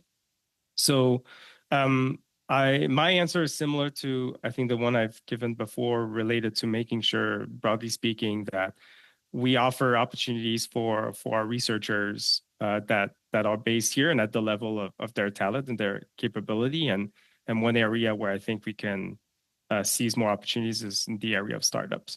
So this is why more funding available to help those motivated in taking some of their research and building concretely new tools and products and opportunities to put more intelligence in our society. So put this technology in the hands of in various parts or spheres of our society. I think there's something here. While we do that, we really should make sure that we continue producing local talent. So that is something that we need to maintain, and then make sure that beyond university research or academic research. Sorry for interrupting. Time is up for MP Mahal. And with that, we will go to MP Noor Mohammed for 5 minutes. Please go ahead. Thank you, Madam Chair. And I want to thank the witnesses for being here. I'm going to start with Professor Kalachik. One of the things that I think we've been trying to emphasize over the course of the last little while, when we talk about the urgency of dealing with support for the AI sector and the quantum sector in Canada, is to make sure that there is support for an ecosystem, support for researchers, support for the ability to be able to work in partnership on this. I'm going to also go to Monsieur La Rochelle as well on this, because I think it's important to get the Mila perspective on this. Look, this budget contains hundreds of millions of dollars for AI. It contains over $1 billion in terms of ensuring that there is a capital ecosystem that'll work to support this sector. There are all kinds of incentives to be able to keep Canadian innovators in this country to do work in the sectors that you represent. Talk to me a little bit about, and I want to point out that all the Conservatives in this room voted against the budget that in fact gave support to every single one of these initiatives, every single one of these supports that the industry needs in order to be able to grow and thrive and stay in Canada. What would be the consequences of these resources that are being put in to support the AI sector not being available by Canadian researchers and not being available by Canadian companies? Perhaps you can start, Professor Kalachik, and then we'll go to you, Monsieur La Rochelle. Sure. Thank you for the question. the consequences, we're witnessing a moment now where the what we mean by AI research has become extremely broad and necessarily broad, right? We spent well over a good decade, even just on the most recent iterations of what we have now in deep learning and the ChatGPTs and all of that. But really, it's where AI and society meet. That so much of the research has to happen. This is why at our institute, for example, we have what we call the Collaborative for AI in Society, and we specifically are focusing on nurturing that interface. So this means that it is not only the technical people, but the lawyers, the people studying farming, the people studying governance, policy, and whatnot. So I think it's important when we think about the flows of funds like you're talking about, that we realize that it is a highly networked ecosystem, multiple layers, and it's important that that those different layers get nourished in ways that they can interact so that we get a whole greater than the sum of the parts reaction. Because I think ultimately what we're looking for is very much getting whole greater than sum of parts. So indeed, then quite irresponsible for the Conservatives to vote against those very provisions. So perhaps I can now turn to you, Mr. La Rochelle. Yes, thank you for the question. Maybe the way I would approach my answer is specifically thinking about the C4AI Chairs program and what I think could happen if it wasn't renewed and we didn't continue investing in our talent. It is quite clear to me that we are at risk then of seeing some of our best talent moving away even more than what might be our concern today. And that means researchers that will be, well, certainly the graduate PhD students who perhaps wouldn't end in academia, would end in industry. This is the future of our workforce. And not just in technology, but I think in many other spheres of our society, because I think, as Eric mentioned, we'll see AI in many, many different parts of our economy or the way we function, the solutions we provide just generally in our society.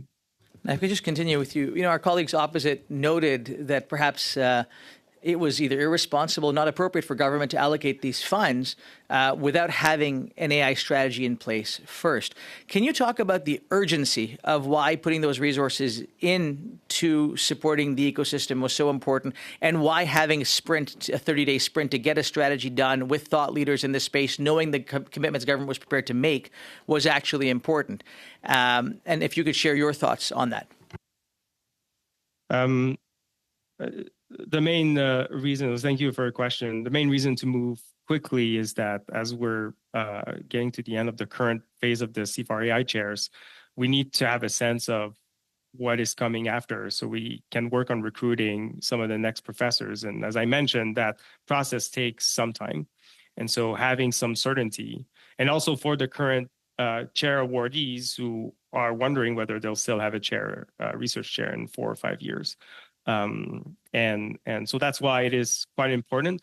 I think these chairs, generally speaking, are pretty robust program. It's made its proof for a long period of time. So I don't think there's a lot of risk in approving it right now. And it's there to fund individuals that we can already trust because, the current chairs have a track record of innovation. So that's why I think we can move quickly. Thank you very much. Thank you. Time is up, and we will now end this panel with 2.5 minutes with the MP Blanchet-Dionca. So please go ahead. You will have 2.5 minutes. Merci beaucoup, Madame la Présidente. Thank you, Chair. I would like to table the following motion, which I had circulated to all colleagues and to you. Given the mandate of the Standing Committee on Science and Research, that the committee invite the Minister of Industry, Melanie Joly, and the Minister of Artificial Intelligence and Digital Innovation, Ivan Solomon, to appear for at least 2 hours each to discuss their mandate and other related matters, that these meetings take place no later than 11 December 2025, and that the committee report its findings and recommendations to the House following the meeting. So I just want to explain the reasons for tabling this motion. Blanchet-Dionca, sorry for interrupting. Oui. You have moved the motion. I just want to make it clear that In order to have a debate on that, we need 48 hours of notice, because this motion is not related directly to the study of the topic today and the notice of the motion which was issued today, which is in regards to MP Baldinelli's motion of AI, which was moved unanimously by the committee. Because I am saying this because this involves discussing the mandate and the other related matters of both the ministers, Minister for Industry and the Minister for Artificial Intelligence, and it is asking for a separate report to be tabled in the House of Commons. So this is my ruling that we need a 48 hours notice, as this motion is not directly related to the study of the motion right now. Yes, MP. Oui. Alors, Madame la Présidente, moi je... Madam Chair, I would like solutions with my colleagues. We may amend the motion, or you understand that I will be challenging your decision and ask for a vote. And you can challenge, and we will have a vote. So, Merci. So we will vote on whether the ruling of the chair be sustained. So the clerk will conduct the vote, and we are all voting on whether the ruling of the chair should be sustained. Thank you. Mr. Noor Mohamed. Oui. Ms. Jasek. Yes. Ms. McKelvey. Yes. Monsieur Rana. Mr. Rana. Yes. Mr. Baldinelli. No. Ms. De Ridder. No. Mr. Vincent. No. Mr. Mahal. No. Monsieur Blanchet-Jonca. Non.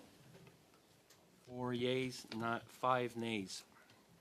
Okay, so we are on the debate of the motion. Yes, MP Blanchet-Jonca. Merci beaucoup, Madame la Présidente. Écoutez, Thank you, Chair. I would like to give you the reasons for this motion. In November, the Canadian Council tabled its report on the state of AI, which confirms that the country is going through an innovation, productivity and adoption crisis. So I'm asking that in my opinion, it is important to listen to the minister responsible for AI, as well as the Minister of Industry, Mélanie Joly, before the 11th of December, because that's when parliamentary work will end and when we'll also have the last session, so that the chamber could receive a comprehensive report. So I'm asking that this motion be adopted by my colleagues. Merci, Madame la Présidente. Thank you, Madam Chair. Another point of view, 3 things. First of all, in the motion, the name of the minister is not correct. It's Mr. Solomon, S-O-L-O-M-O-N. Could that be corrected? Secondly, for us to continue with this motion, 2 things. The Minister Solomon will be here on the 3rd of December. We have a date already. We could work with Madame Joly for her to appear, but the G7 meeting will be holding the same week. I think that's starting on the 8th of December. So we need to choose a date together that will work for the committee and for the minister as well. The response back, unclear as to why there should be a report back to the House on the basis of the questioning of ministers on mandate, which is sort of outside of practice. So trying to understand the logic there would be super helpful. But as I said, we are willing to work to get a date for Minister Joly. But if there's, she's obviously with the G7, it's going to be important for her to be there. And we've already got a date with Mr. Solomon, so it's kind of moot. Thank you. Yeah, actually, that was towards the end when I wanted to inform everybody that Minister for Artificial Intelligence and Digital Innovation is available to appear on Wednesday, December 3rd, 2025, for 1 hour, along with the Associate Deputy Minister, Mark Shan, who would then stay for the 2nd hour. So this is the response we have received. So everyone okay to schedule the meeting? Yes, MP Blanchet. Merci beaucoup, Madame la Présidente. Écoutez, Thank you, Chair.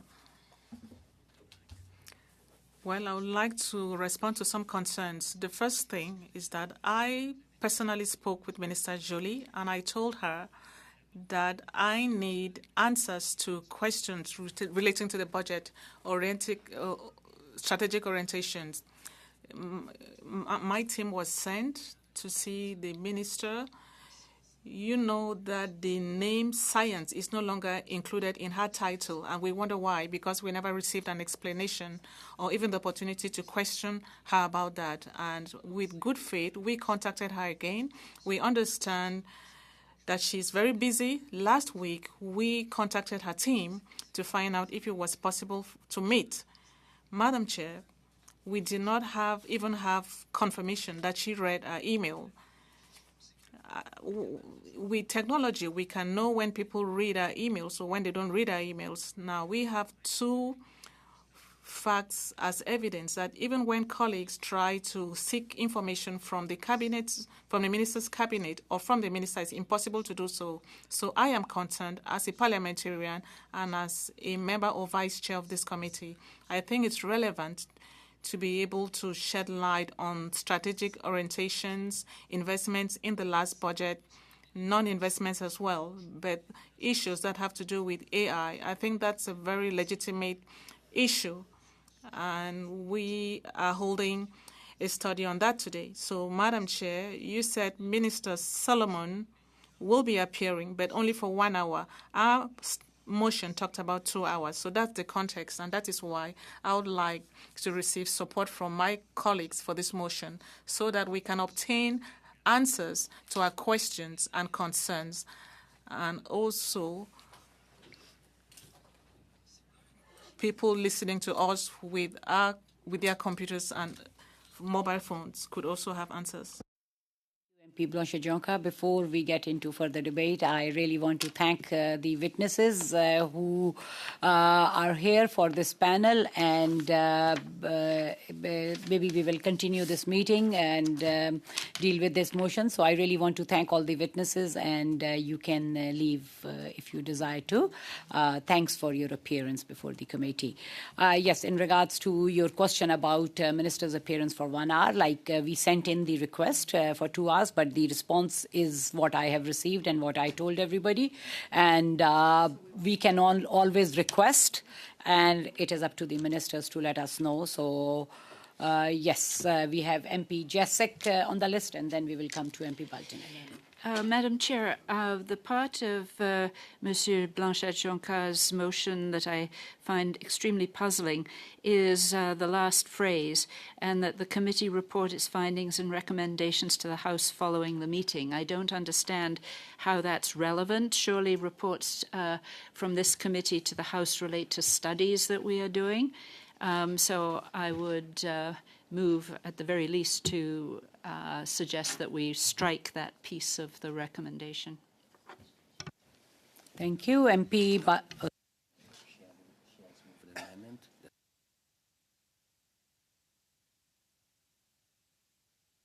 Thank you. MP Jessic, can you please reread the amendment you have proposed? Because now we have amendment on the floor.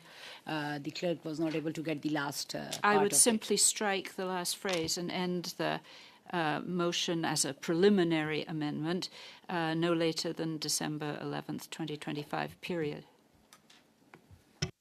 So now we have an amendment on the floor as proposed by MP Jessic, and we will now deal with the amendment first.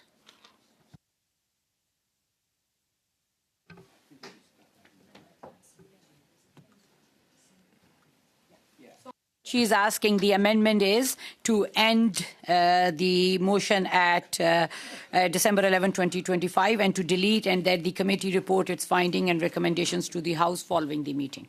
So she's asking to delete that. So we have an amendment on the floor. MP Noor Mohammed.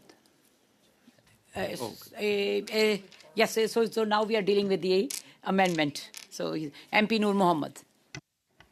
So I would obviously support my colleague's amendment. I would only note that I would have an amendment forthcoming, which would also deal with the December 11th date, because the challenge that we've got is that Minister Joly is at the G7 until the 10th. So I'm just pointing out that there are a couple of ways we could deal with it. One is one larger amendment, or we could deal anyways. So I was just going to point that out. Okay, so we have an amendment. Any discussion on the amendment proposed by MP Jessic? Yes, MP Blanche-Jonka. Madame la Présidente, c'est possible de suspendre le comité? Is it possible to suspend the meeting for a few minutes to check the information?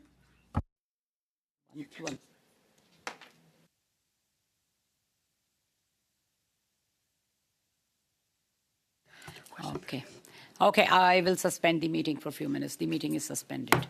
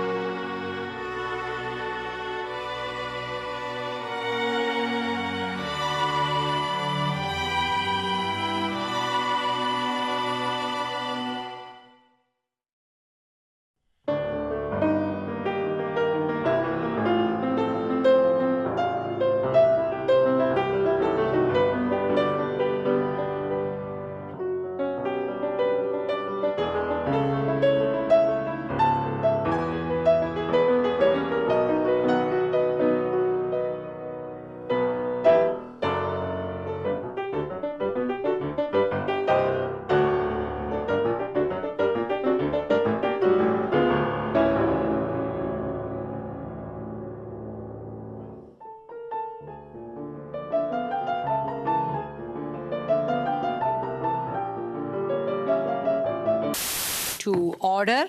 If I can request all the members to take their seats. We suspended the meeting.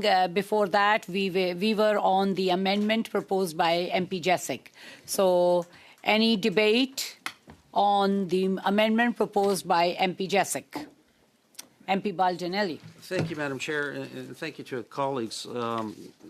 Now, quickly, removing that entire line that's been proposed by my colleague, I mean, it's not so much about having recommendations in there, but I would still suggest that following our meeting with the ministers, that the committee report its findings back to the House. I think that should be still included with it. Not so much recommendations, but based on the testimony and what we're hearing, that we present a report and then that we present that in the House. MP Blanchet-Jonca and then MP McKelvey. Merci beaucoup, Madame la Présidente. Écoutez, c'est ça, simplement. Thank you, Chair. The objective was simply because Minister Solomon should come here as part of the study. Minister Joly, if she comes, if there are any questions that we ask them, then all that should be reported back to the House. As we do most of the time, information is transmitted to the House for the government to respond. That's the main reason. McKelvey? I'm very confused. MP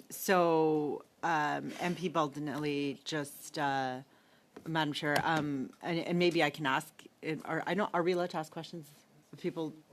We are debating on the amendment, so... That was part of my... Yeah, so he gave his comments on the amendment, so you please...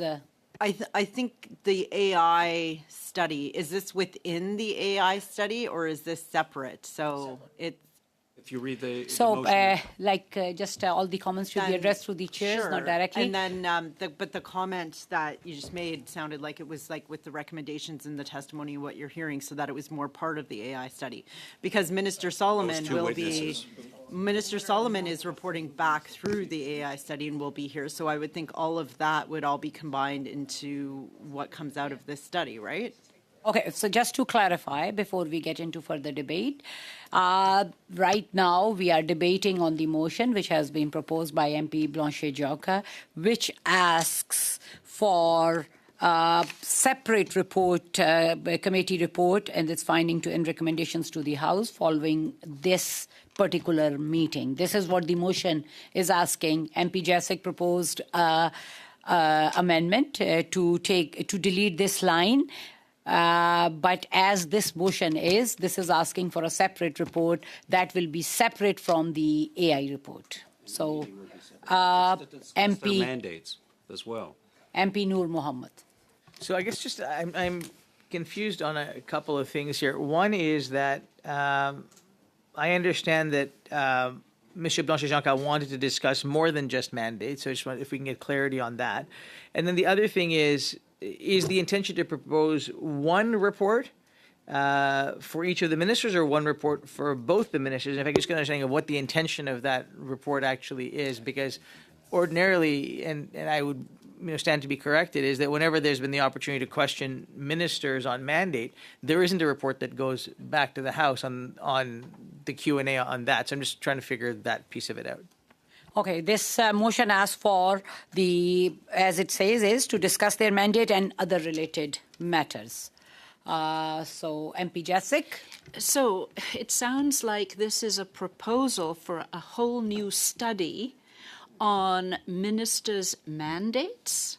Is that and other related matters, whatever that is? Is it a completely separate study? Because surely it's only reports of the Committee on Studies that get reported to the House. Thank you. MP Blanchet-Jonca. Merci, Madame la Présidente. Écoutez, Thank you, Chair. Let me reassure my colleagues, since the word study doesn't appear in the motion, so I don't know why we're trying to say that it's a study or a new study. The word study is not mentioned in the motion. So I understand that we are trying other types of other strategies, but we need to reread the motion but if you have any questions, I can answer them. And let me repeat. The objective is simply to invite the Minister of AI as part of the current study, and of course, Minister Joly, and after that, the information that is collected from those testimonies may be introduced in the report of the current study or in another study. Every time we carry out studies here, and when witnesses appear, reports are presented to the House. For example, the Chief Science Advisor will be appearing this week. In the motion, I'm saying that the report will be presented to the House. So why can't we act the same way as we usually do? When we work here in committee, it's important for the report of our work to be presented to the House, for our colleagues to know, and for the government to respond. So in my opinion, it's about accountability by our colleagues and for the government to be able to respond when reports are tabled to the House, as is the case often. To MP Blanchet-Jonca, just to clarify that you said that for the government to respond, like as this motion stands, it is not asking for the government to respond. Just want to let you know. And just to clarify again, I think there is a little bit of unclarity based on this motion, and I would like you to clarify that this will be because this motion asks for a separate report. This is not saying that these ministers' testimonies be included in this study of artificial intelligence. It is not asking that. This motion is asking for a separate report, and this motion is asking like 2 hours each. That means 2 meetings. One with Minister for Industry and one for Minister for AI. So, I just want to clarify for the information of all the members what this motion means. MP Noor Mohammed and then MP McCallum. Thank you, Madam Chair. Pour moi, il y en a quelques-uns des questions ici. I have a number of questions. I understand that my colleague wants Mr. Solomon to appear during this study to discuss his mandate within the context of this study. If it's okay, we can include that to the report we present to the House. In the context of this study, of course, that would appear in the context of the report that we would prepare. What I'm having difficulty understanding is that if we are then inviting Minister Joly to come and we want to do a separate piece on her piece, but then we also want Minister Solomon to appear on things outside of this study, also on his mandate, are we now saying that we want the appearance that we've got plus a separate appearance for him to come and then to talk about different things alongside Madame Joly? There's a lot of different things going on here. And so I think for us to just, understand a few things. One is I think everybody here from all parties wants Minister Solomon to appear. He's been keen to appear, and I'm sure that he will enjoy being here with us to talk about work that he is incredibly passionate about. He is going to be getting ready for the G7. He's already given us a date when he intends to appear and wishes to be here with us. So I think we've got that squared away. His testimony should, I would imagine, if it is in the context of this study, which is what Mr. Blanchet-Jonca had initially suggested, would certainly fall within the bounds of what it is that we are trying to do in this study. If we are now talking about a motion that is entirely separate from that also then includes Minister Joly, I guess we would need to have a clear understanding as a committee of what it is that we are certainly trying to accomplish in that regard and how it is that we see a report from ministers appearing on mandate, which I don't believe is generally done, be part of this conversation. Mr. Blanchet-Jonca brought up the Chief Science Advisor who is coming on Wednesday. The mandate and the work of the Chief Science Advisor was clearly in the context that was laid out in the motion that required a response back. The way in which the question was asked and the way in which the appearance was posited to this committee contemplated exactly that, contemplating a response from this committee that would then go to the House. That's what we all understood.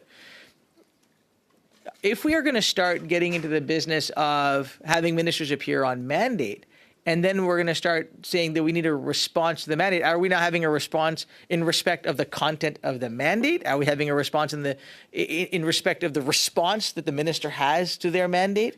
Or are we just giving our opinions as to whether or not we agree with the mandate itself?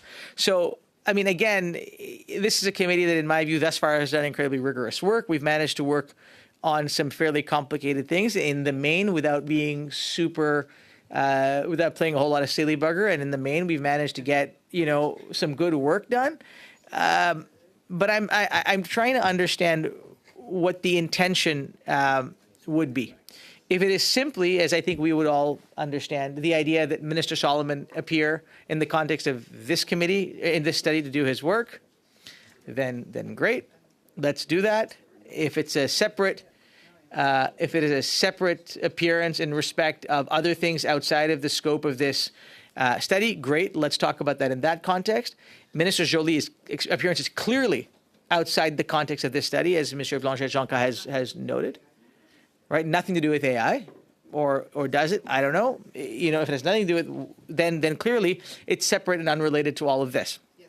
So if that is the case, then are we having Minister Solomon appear in the context of his mandate in the context of this study, or having Minister Solomon appear outside of the context of this study in the context of his mandate? Right, so I think we need to be clear about what it is that we are asking people to do. Now, going back to the point about the National Science Advisor, then I just want to make sure we're abundantly clear.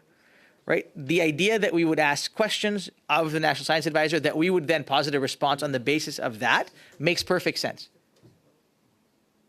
But if not, then let's get some clarity as a group here. Because if we're going to figure out how we keep doing things together, which I think we certainly can, then let's be clear about what we're trying to get done in these motions. Thank you, MP Noor Mohammed. I have a good list of the speakers. We will next go to MP McKelvey, then Mr. Ho, and then MP D. Ritter, and then MP Jessic. MP McKelvey. Thank you, Madam Chair. No, I share the concerns that my colleague has raised. We have Minister Solomon coming soon within the context of the AI study.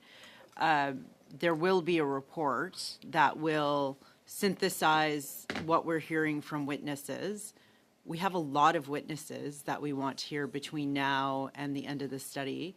The study that I think was proposed by the Conservatives as one of their key objectives of study. And I don't think we want to be taking away time from these witnesses that we have coming in. And I think we have to be respectful of their time, give them lots of time to get here. I also think we have to be respectful of our international commitments that the ministers have with other countries. I think that falls very much in line with what we want to accomplish with science in this country, and that is to show Canada's leadership on the international stage, much like the witnesses that were here today that are collaborating internationally. That requires travel on their part for us to get others to come between now and the end of December, given that we only have, 5 meetings left? I think 5 meetings left. I think it's just not a proper use of our time. I think we need to think through this very deliberately on how we can convene an intentional meeting with Minister Joly that answers questions of importance to Canadian science and research, which is the mandate that we have. I think it would be great to hear from her after she's been at the G7 so that we can hear what others are doing internationally. We're giving a lot of thought to what are the next questions we should study on this committee. So the information they bring back from the G7 could be useful in that regard. Likewise, it would be good for us to have time to assemble meaningful questions for Minister Joly. And I think we need to continue to outreach with the scientific community so that we can identify what are those complex problems that we want to solve. and also who are the scientists that we want to bring to the table to identify, what is the next pan-Canadian strategy? For example, we've been very successful on AI. I look forward to hearing from those researchers. And what is the next study of that? Is it quantum? Is it synthetic biology? Something that I'm very interested in hearing about, and I would love to ask the minister her thoughts around that. Is it molecular biology and personalized medicine? Or is it in the social sciences? And is it around well-being? And how do we define well-being? And what is the societal impacts of loneliness? Point of order. Relevance. Yeah, we are debating on so she's just talking about the amendment and debate. So, yeah, MP McKelvey, please continue. Oh, well, it's about the Minister Jolie's appearance in general and what we want to hear her talk about. And so I'm giving examples of why it's important for us to have time. Point of order, Madam Chair. Information together.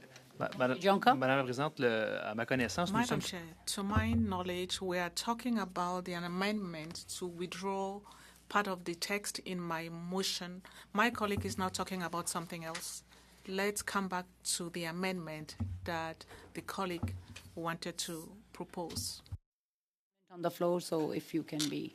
Well, the amendment was about deleting the requirement for a report, and that's my point. My point is that I don't know what's in that report. Like, if people want to know what happened in this meeting, we have transcripts, and you can go onto YouTube and you can watch the minister's appearances. So that's why, like, what I'm speaking to is the relevance of this report and what this report should look like.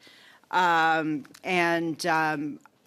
think that we need to be more intentional when we're going out there. Like, let's get what the minister says, but let's pair that with what scientific community is saying and report back in an intentional way, like we are with the AI study, as opposed to just randomly pulling in a minister. I don't know what that report would say. That's my point. What would you say in that report? Like, how would we make recommendations? And in fact, I actually want us to get one of our reports through and see some, like, we've been here talking since September, and I'm really questioning, like, what are we doing here? What does a report look like that comes out of Science Committee? What are what research excellence? Okay, great. We heard from a lot of witnesses, but, what does that report look like? What does that report recommend? How do we take that and turn it into action? Like, I think we have to, and I mean, I'm a great example of that right now. I'm doing a lot of talking, but the point is, like, where are we going with this? It's not clear where we're going with the research excellence study, where we had incredible people come in and speak. It's not clear where we're going with our antimicrobial resistance study, when we had... Assembly of evidence will be coming up soon for the two studies, and then we will be going into reports. Just want to clarify. Perfect. So let's keep the discussion on the amendment for this motion right now, please. Oh, absolutely. But then that's my point. So, like, what are we going to put into this report? When we listen to somebody 2 hours, like, is it a transcript? Well, you can get a transcript online. Or is it a YouTube video? Well, you can get the YouTube video online. So I'm really, really struggling with the concept of a report. I mean, you could write a report on what I'm saying right now. It wouldn't say very much, but, like, what is the point of this motion? That's what I'm coming back to. That's what I don't understand. I don't understand what this report could entail. I think that the honourable member Jacek is quite right that, it really doesn't address anything. There's no problem to solve that's been identified through this. And then the other is just the dates are highly problematic. I think we want to ensure that we're respecting our... Point of order, Madam Chair. Donc, la collègue parle toujours de la date. The colleague is still talking about the date. In the amendment, in the motion here, we don't refer to... The amendment doesn't talk about the date, simply about removing the report. The motion does talk about a deadline for the minister to appear that we know is not achievable because she's in the G7, identifying what the next report should be to this committee. So, I'm really, really struggling on figuring out where this fits. I think it's a good example of where maybe we need to, as a committee, have some really good intentional meetings in camera to discuss how we want to work together to advance science in our country. And we just heard from the two different researchers there, the one from Mila and the other one from McGill University, about the importance of Canadian collaboration. And maybe we point can of learn order. something Point from of order, Madam Chair. Madam Chair, tell the colleague, please, that we were on the amendment that proposed deletion of this section and that the committee report its findings and recommendations to the House. She's trying to win time.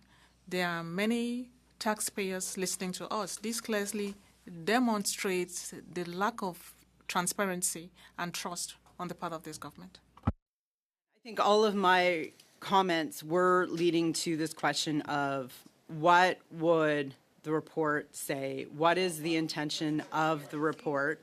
And with that, I will pass it off to, I think, our other colleague, thank you. who also we may have have the same questions. MP Ho on the next on the line. Please go ahead. Thank you, Madam Chair. The Liberal members are clearly filibustering and trying to hide the minister from accountability to Point of order, Madam Chair. So I'd like to move. Point of order. While I'm sure the clip factory on the opposite side would like to be able to capture. This is not a point of I just want to order. be very point of order here. Is intent of minute there. The intent or the assumption of what we are doing or what the honourable members are doing is it's not a point of order. Please, MP, the floor is with MP Ho. MP Ho. Thank you. I'm going to resume the debate on this some motion. I have to propose that we move to vote on this amendment of this motion and then following that a vote on the motion. Thank you. Yeah, so that cannot be done as we have, we cannot go on to the vote until the debate collapses. We have people on the list. MP D. Ridger. I would like to propose we collapse debate and vote on the motion, vote on the amendment, and then vote on the motion. Okay, we cannot do that until we exhaust the list of the speakers. MP Jessic. Thank you so much. Yes, to get back to my amendment, which was to strike the last phrase in Monsieur Blanchet-Jonca's motion to delete the reference to reporting to the House. My colleagues have spoken extensively to this matter, and quite honestly, Madam Chair, I've been first elected 6 years ago on a number of committees since then, and I just find this a very strange request that testimony given by ministers, presumably in relation to an ongoing study, and would therefore be part of the conclusions and recommendations of that study, be separated out in some way and made a report to the House in and of themselves. And I'm wondering if there's any precedent for this or any other example of where this has been done. Certainly I have not heard anything like this reported to the House, and I feel it's completely unnecessary, a waste of the House's time on what apparently is readily available on transcripts, as my colleague MP McKelvey has said.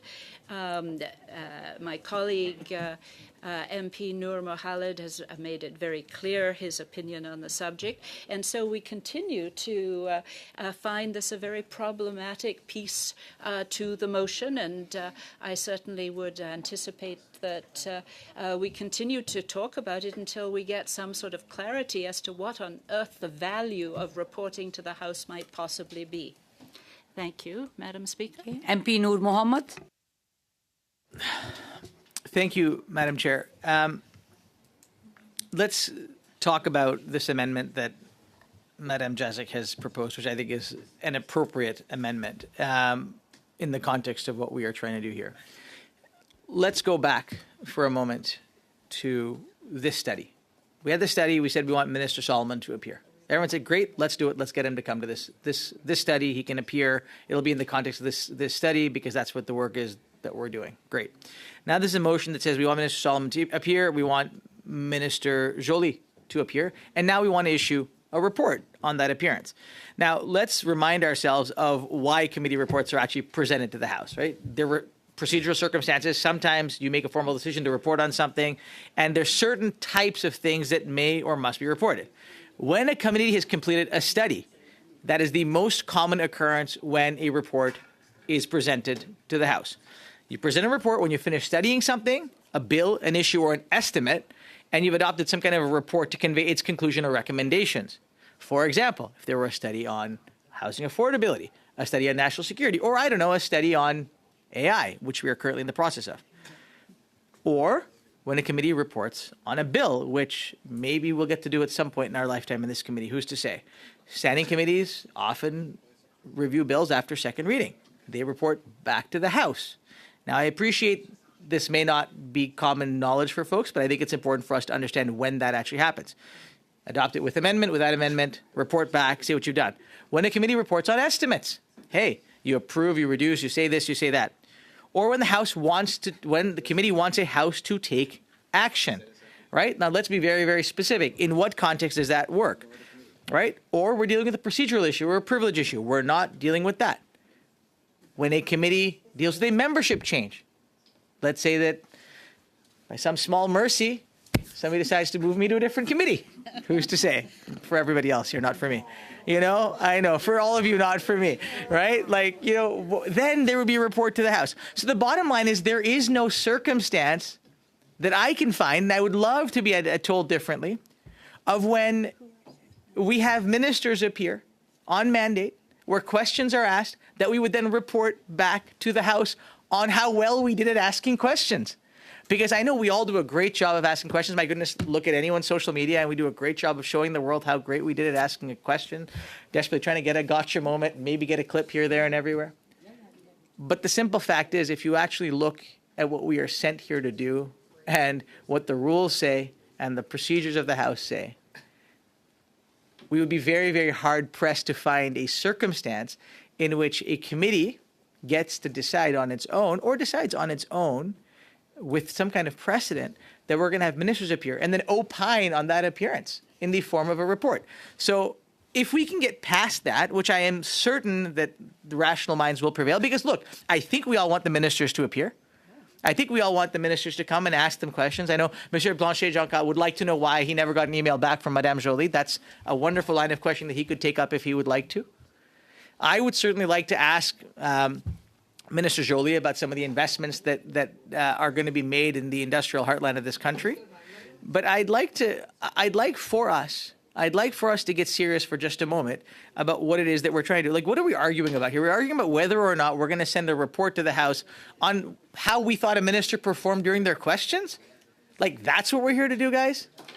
So I'm fairly certain that's not what my colleagues opposite want. I mean, I would assume that's not what my colleagues want. They have lots of opportunity to do that. I mean, there are videos on social media day in and day out on how well or how poorly our ministers have done, right? So it's not like a committee appearance is required to be able to do that or a report, right? So I mean, MP Noor Mohammed has the floor. MP Noor Mohammed has the floor, 1% at a time. MP Noor Mohammed. And I have a lot of feelings about this, as you can tell, right? Like, I think we are in the business in this committee of doing really good work.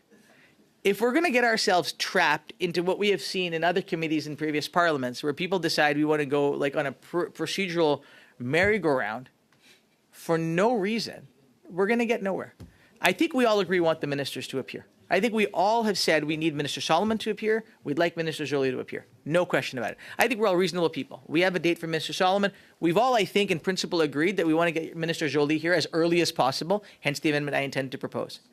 The only thing that remains for us as a group to kind of come to ground on, and I would submit that if we were to take partisanship aside for just a moment, our goal is for all of us to have ministers appear. And in that regard, then, the idea that we would be able to remove, on the basis of Minister Jasik's amendment, a line that frankly serves no purpose to the work of this committee should be quite easy. So, you know, as we sit here and as we reflect on our life choices, you know, I would say that there is probably a substantial amount of value in us agreeing that perhaps we should get to ministers appearing here, get to ask the difficult questions that we want. Everyone can use the clips however they want for their social media. That's probably better than any report that nobody's ever going to read. Right? I think that's what we all would like. We'd like to be able to get difficult questions, complex questions answered by the ministers who hold profound responsibility around AI, around industry. I am certain my colleagues across are going to have some interesting questions to ask them. I may not agree with all of those questions, but I certainly want to hear them. But we're not going to get to that point if we're going to continue to have a conversation about whether or not a report from that so-called appearance or performance or whatever it's going to be is going to go to the House. Because we are not in the business, in my opinion, in this place of setting precedent for something that serves no purpose. Right? We've outlined the conditions. We've outlined the conditions under which invariably committees present a report back to the House. We are not, in this context, adopting a report on a study unless we are talking about Minister Solomon's appearance in the context of this study. We're certainly not responding to a bill. We're certainly not responding to a spending item. We're certainly not responding to a procedural item, though I'm sure at some point we could go down that road if we so chose. And it's certainly not an administrative issue. So I want to understand on what basis we are going to be able to even justify our action to the House. And I have to admit, I have looked. I have not been able to find it. I am sure that others would look and would not be able to find the answer. I look forward to being proven wrong when I am done speaking. But I also do want quite sincerely for us to get past this particular question, because we have the National Science Advisor, or the Chief Science Advisor, in theory, coming next week, next meeting. Point of order. Yes, MP Mahal. But in all respect and due respect to all the members, there should be a limit on the time a person can speak. There is no limit. He has the floor. So it's not a point of order. It is indeed, ma'am. It is not a point of order. It's just a wastage of all MPs' taxpayers' money. That's what we are doing. It's not a point of order. Sorry. MP Noor Mohammed has the floor. So I want to thank my honorable colleague for his intervention there, and I assure you that I would rather be doing other things right now as well, but we are having an important conversation. And if he's concerned about what is happening right now, I would introduce him to the Member of Parliament for Sherwood Park, Fort Saskatchewan, who has spent many, many hours sharing some very important thoughts. Keep your remarks to the amendment we have on the floor. It's just as relevant as the intervention that we just heard. Madam Chair, just if I could go back to what I was saying, we were talking about the conditions under which a committee reports back. We're talking about the urgency of the appearance of these ministers. We have, as I understand it, a commitment from the Minister of Industry to appear as soon as reasonably possible, but before the end of January, which I think is something that we should take her up on. And I think that's an important thing for us to do, because we all want her to be able to appear.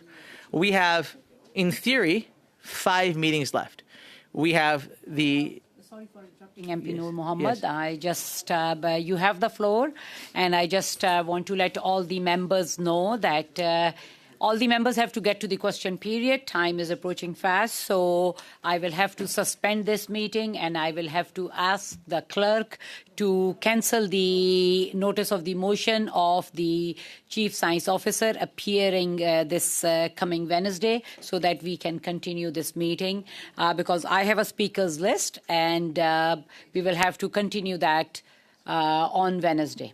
So for that, I will have to suspend this meeting now, so that we can continue this discussion on Wednesday, and we will have to cancel the meeting with the Chief Science Officer. Can we do a motion to adjourn? No. Yes. Can we do a motion to adjourn?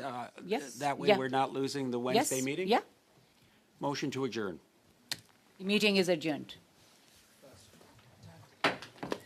Baldinelli for the win. Right.